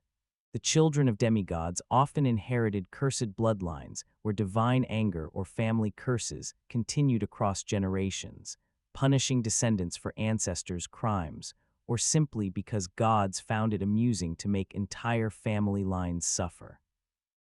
The House of Atreus demonstrates this pattern horrifically, with Tantalus's crime of serving his son to the gods as food, resulting in a curse that afflicted his descendants for generations. Tantalus's son Pelops committed crimes that added to family curse. Pelops's sons Atreus and Thyestes committed terrible crimes against each other, with Atreus serving Thyestes his own children as food in revenge for adultery, mirroring and amplifying the original family crime. Atreus's son Agamemnon was forced to sacrifice his daughter Iphigenia to obtain favorable winds for the fleet sailing to Troy, committing the killing personally or ordering it done. Agamemnon was then murdered by his wife Clytemnestra in revenge for sacrificing their daughter. Clytemnestra was then murdered by her children Orestes and Electra in revenge for killing their father. Each generation committed new atrocities while trying to address or avenge previous generations' crimes, with children inheriting trauma and guilt they did not earn but were forced to carry. The social stigma attached to being a demigod's child created difficulties that normal people did not face. communities sometimes feared or rejected these children, seeing them as potentially dangerous due to heritage, possibly cursed, certainly touched by powers and forces that normal families did not have to contend with. Children might be excluded from social groups, have difficulty finding marriage partners whose families were willing to risk connections to divine bloodlines, or face hostility from people who resented their famous parents for various reasons. A demigod who destroyed monsters might be celebrated, but if those monsters had human relatives, or if the demigod's heroics caused collateral damage, their children might face retaliation or resentment years later. The fame that supposedly made demigod lives meaningful actually created dangerous situations for their descendants who had to live in the shadows of legendary parents while facing consequences of their parents' actions. Demigod parents were often emotionally unavailable or absent even when physically present, too traumatized by their own experiences to provide healthy parenting. Odysseus returned to Ithaca after 20 years and had to immediately fight and kill over 100 suitors, resulting in a bloodbath that Telemachus participated in. This meant Telemachus's first extended interaction with his father involved mass killing in their own home, fighting side by side with a man he barely knew to reclaim their household through violence. The bonding experience was warfare and slaughter rather than peaceful reacquaintance, immediately establishing their relationship on foundations of shared violence rather than normal father-son activities. Odysseus was too changed by 20 years of war and wandering to be the father Telemachus needed, more comfortable with tactics and violence than with emotional connection or guidance in peaceful living. Chapter 14. The prison of prophecy and inescapable fate. The certainty of prophecy transformed demigod existence into living nightmares where free will was revealed as illusion, and every action, whether meant to prevent or fulfill prophecy, inevitably brought predicted events closer to reality. This deterministic universe was specifically designed to maximize suffering by giving demigods knowledge of their dooms while providing no ability to prevent them, creating lives lived in constant awareness of approaching tragedy, with countdown timers visible but immovable. The oracle at Delphi and various prophets throughout mythology served as mechanisms for announcing fates that were already sealed, delivering information that was always accurate and never helpful, telling demigods how they would suffer and die while offering no guidance on prevention or mitigation. The prophecy that drove Oedipus's entire tragedy demonstrates the ultimate futility of attempting to avoid predicted fate. When King Laius consulted the oracle and learned his son would kill him and marry his own mother, he made the rational decision to prevent this by killing the infant. But the prophecy had already accounted for this response. The prediction was not, "Your son might kill you if you allow him to live," but rather an absolute statement of what would happen regardless of actions taken. The oracle knew, or fate ensured, that Laius would try to kill his son, that the attempt would fail through the mercy of a servant, that Oedipus would survive and grow up ignorant of his origins, that circumstances would bring them together at a crossroads where conflict would occur, that Oedipus would win that conflict, and that the prophecy would fulfill itself through the very attempts made to prevent it. Every choice Laius and Oedipus made, including the choice to flee from the prophecy, was already incorporated into the prediction, making resistance not just futile, but actually the mechanism through which prophecy accomplished itself. The psychological torture of living under known prophecy is difficult to overstate. Oedipus lived years knowing the prophecy that he would kill his father and marry his mother, spending every day trying to ensure it would not happen, believing he had successfully avoided it by staying away from Corinth and the people he believed were his parents. He thought he was being careful and responsible, taking the prophecy seriously and choosing to live in exile rather than risk fulfilling it. In reality, every day he spent away from his adoptive parents brought him closer to unknowingly encountering his biological parents and fulfilling the prophecy he was desperately trying to avoid. The knowledge that should have saved him became the motivation that doomed him, proving that awareness of prophecy provided no advantage, but only ensured victims would suffer with foreknowledge of their suffering. Achilles faced the cruelest version of prophecy, being told he could choose between two fates, but discovering too late that this apparent choice was itself illusory. The prophecy gave him option between living a long, peaceful life without glory, or fighting at Troy to die young but be remembered forever. This appeared to offer genuine choice and agency, suggesting he controlled his fate by choosing which prophecy to fulfill. But the actual implementation of this choice reveals it was false from the beginning. Achilles could theoretically choose the long, peaceful life, but choosing this meant abandoning duty, facing accusations of cowardice, betraying social expectations, and watching the Trojan War continue without him, while people died who might have been saved by his presence. The social, moral, and psychological pressures made the choice of peaceful life essentially impossible for someone with Achilles' character and social position.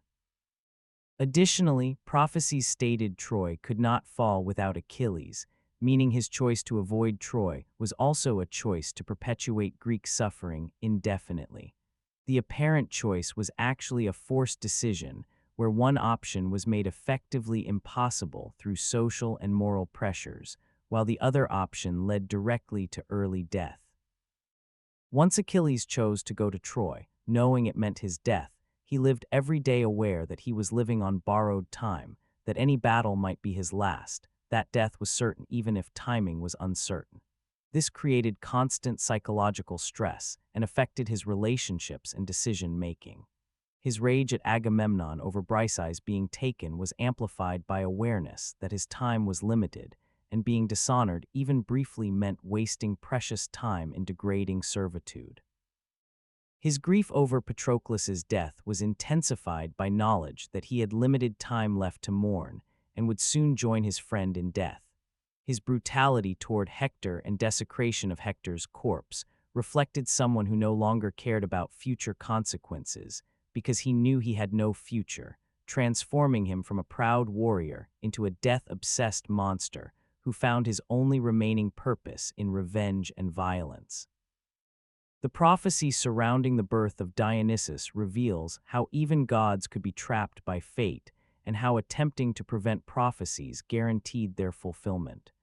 Zeus knew that Semele's pregnancy with Dionysus made her vulnerable to Hera's jealousy, and he tried to protect her by concealing the relationship and disguising his visits.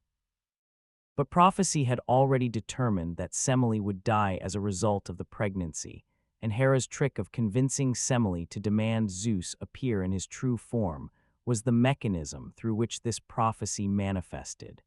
Zeus's attempts to protect Semele by concealing their relationship actually created the circumstances where she would trust Hera disguised as an old woman, leading directly to her death.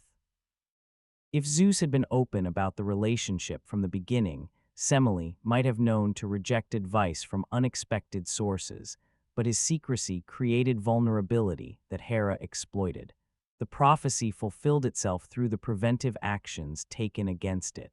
The Perseus prophecy demonstrates how prophecies created self-fulfilling patterns, where the prediction itself caused the behavior that brought it about. King Acrisius tried to prevent the prophecy of being killed by his grandson by imprisoning his daughter Danae, and then by throwing both Danae and baby Perseus into the sea to drown.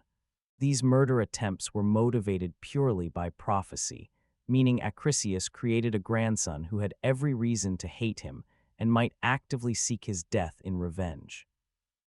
If Acrisius had simply accepted the prophecy and treated Danae and Perseus with love and respect, Perseus might have lived his entire life without ever causing his grandfather's death through accident or intention.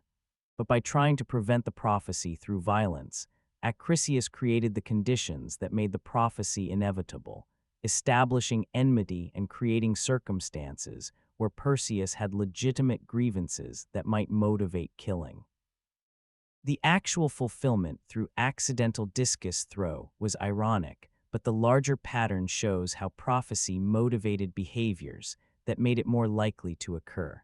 The prophecies surrounding the Trojan War reveal how divine and mortal fates were intertwined in ways that removed agency from everyone involved.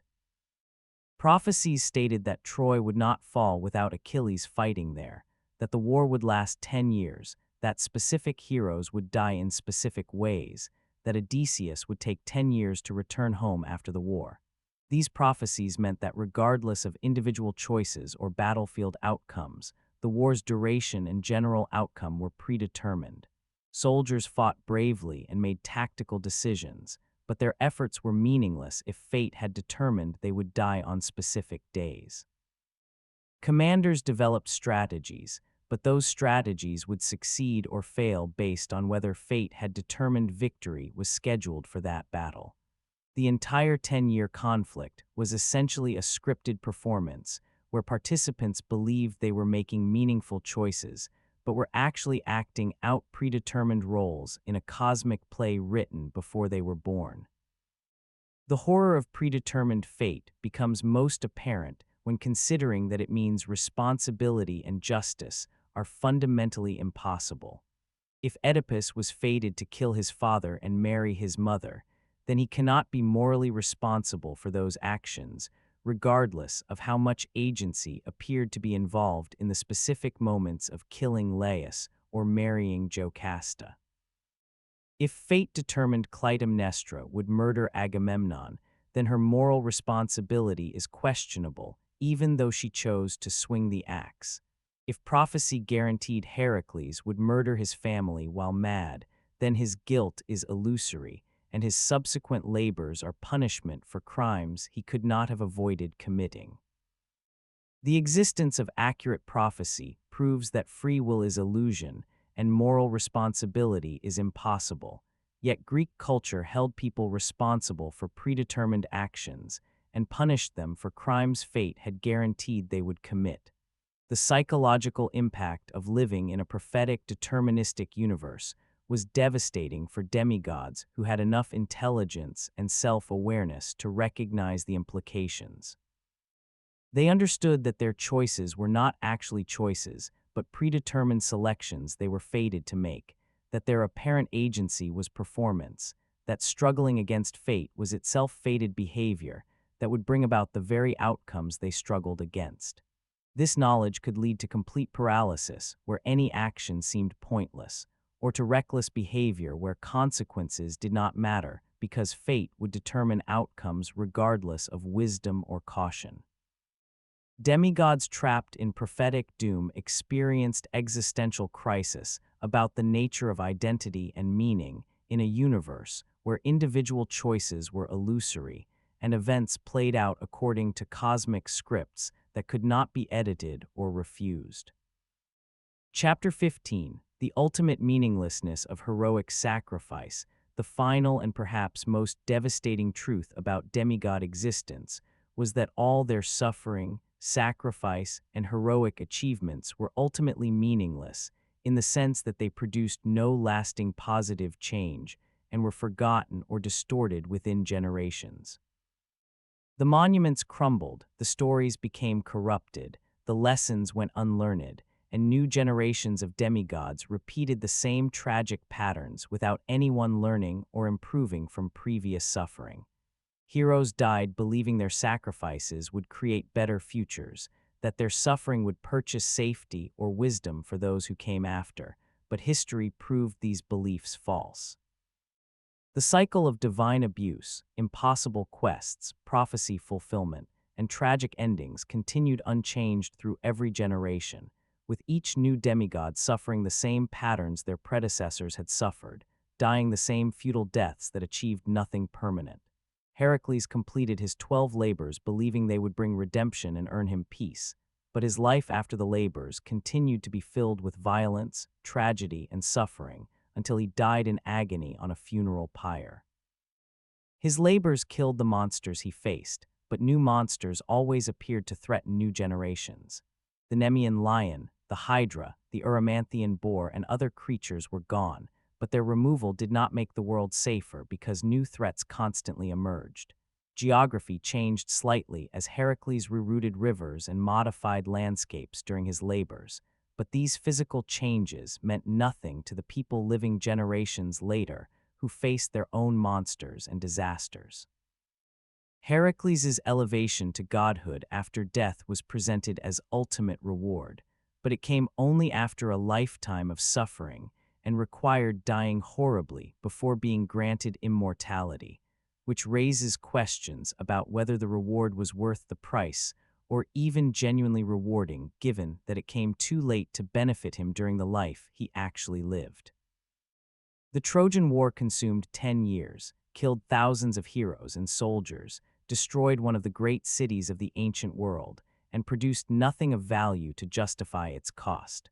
The war started over Helen's abduction or elopement depending on interpretation, a dispute that could have been resolved through diplomacy, compensation, or simply letting Helen stay where she wanted rather than treating her as property to be recovered. Instead, the Greeks assembled a massive fleet and the greatest warriors of their generation to wage war that killed most of them. Achilles died young as prophesied.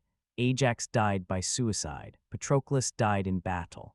Thousands of unnamed warriors from both sides died and were forgotten. Troy was destroyed completely, its population killed or enslaved. And what was accomplished? Helen was returned to Menelaus, who she had left willingly, forced back into a marriage she had fled. Troy's destruction created power vacuum that led to new conflicts. The Greek heroes who survived returned to homes that had changed during their absence, finding new problems that their absence had created or allowed to develop. Odysseus took 10 more years to return home and found his palace invaded by suitors. Agamemnon returned home to be murdered by his wife. The war's veterans carried trauma that poisoned the rest of their lives. Nothing positive emerged from 10 years of suffering and death that could not have been achieved through less catastrophic means. The slaying of monsters that heroes were celebrated for accomplished temporary local safety, but never addressed the fundamental problem that gods kept creating or allowing monsters to emerge and threaten humans. Heracles killed the Hydra, but gods could create more Hydras whenever they chose. Perseus killed Medusa, but her sisters Estheno and Uriel remained alive and dangerous. Theseus killed the Minotaur, but the labyrinth remained as a testament to human cruelty and divine disinterest in preventing suffering. For every monster slain, the underlying conditions that produced monsters remained unchanged. Gods still raped and cursed, creating victims who transformed into monsters. Divine punishment still created supernatural threats to mortal populations. The cosmic order that permitted and encouraged monstrosity was never challenged or changed by heroic monster slaying, meaning heroes were applying bandages to symptoms while the disease continued untreated. The founding of cities and kingdoms by heroes was presented as lasting legacy that justified their suffering, but these political achievements were temporary and often corrupt from inception. Theseus united Athens and established democracy, but Athens became an imperial power that enslaved other Greeks and engaged in its own atrocities within generations.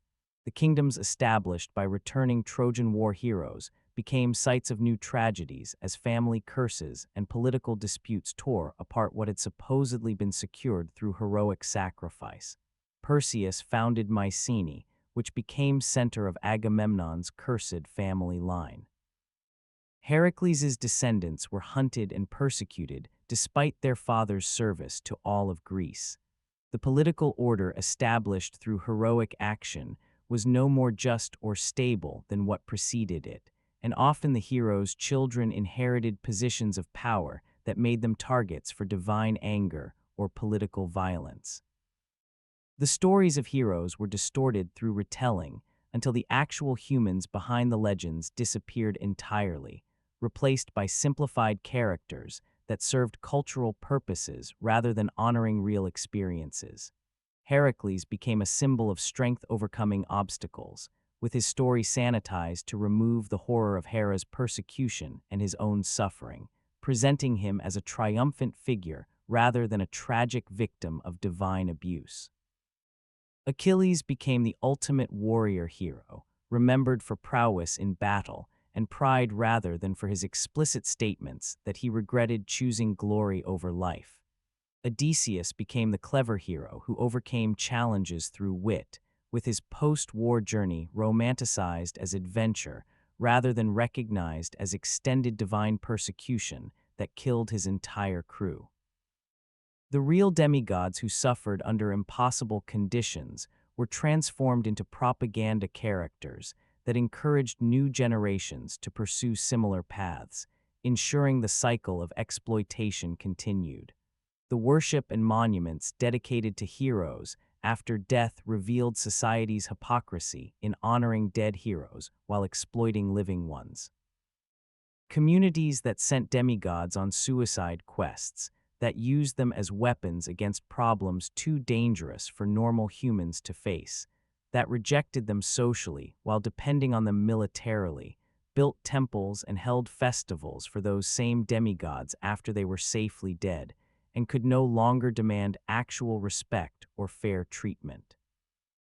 This pattern of exploitation during life, followed by celebration after death, allowed societies to benefit from heroic sacrifice while avoiding responsibility for the suffering they had inflicted.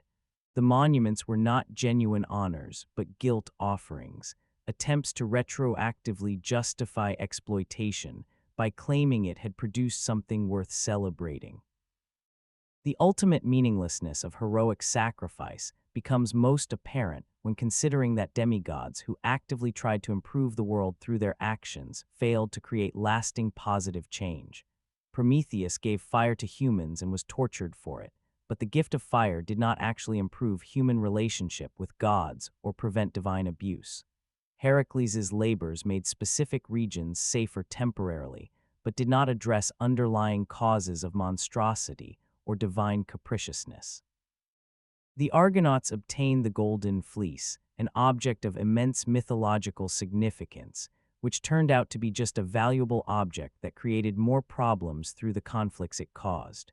Heroes could kill individual enemies, complete specific tasks, and achieve localized temporary improvements, but they could not change the fundamental structure of a cosmos where gods were cruel, fate was absolute, and justice was arbitrary.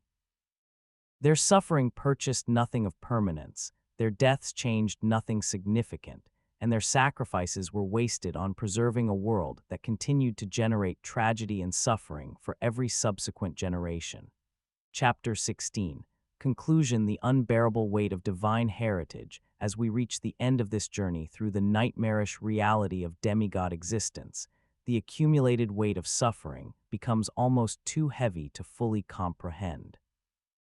These were not the glorious heroes of simplified legend, but human beings born into impossible circumstances through no choice of their own, marked from birth by bloodlines that brought only pain and exploitation, forced to live lives of constant danger and trauma, while being told they should be grateful for their gifts. The divine heritage that mythology presents as blessing was revealed through careful examination to be the cruelest curse imaginable, a genetic lottery that condemned winners to lives that most would consider fates worse than death. To be born a demigod meant entering the world already targeted by jealous gods, already marked for impossible quests, already trapped by prophecies, already doomed to suffer for crimes committed by divine parents who would never face consequences for their actions. Every aspect of demigod life was designed to maximize suffering while pretending to offer opportunity for glory. The divine blood that gave them enhanced strength and abilities also attracted monsters, cursed them with extended lifespans that meant watching everyone they loved grow old and die, and created expectations they could never fulfill without destroying themselves in the process. The quests they were forced to undertake were not opportunities for heroism, but execution methods disguised as challenges, suicide missions that societies assigned to demigods specifically because normal humans were too valuable to waste on impossible tasks. The prophecies that supposedly warned them of danger were actually torture devices that provided knowledge of approaching doom without any ability to prevent it, creating lives lived in constant awareness of predicted suffering that could not be avoided. The relationships they formed with lovers, friends, and family were systematically destroyed by divine interference, curses, and the violence that followed heroes wherever they went, ensuring that demigods died alone, having lost everything they loved. The gods who should have protected their demigod children instead used them as tools and playing pieces in divine political games, providing no support when it mattered, but claiming credit when demigods succeeded despite lack of divine assistance. Hera's systematic persecution of Zeus's children was allowed to continue unchecked across generations, with Zeus never intervening to protect the children he created through his own carelessness and lust. Divine fathers were absent when their children needed guidance, appeared only to make demands or assign impossible tasks, and frequently allowed their demigod offspring to die in preventable ways because divine politics or pride mattered more than paternal responsibility. The rare cases where gods elevated demigods to divine status required those demigods to first suffer and die horribly, making the reward conditional on experiencing maximum trauma before being granted relief, ensuring they carried psychological scars into immortality even when technically rewarded for their suffering.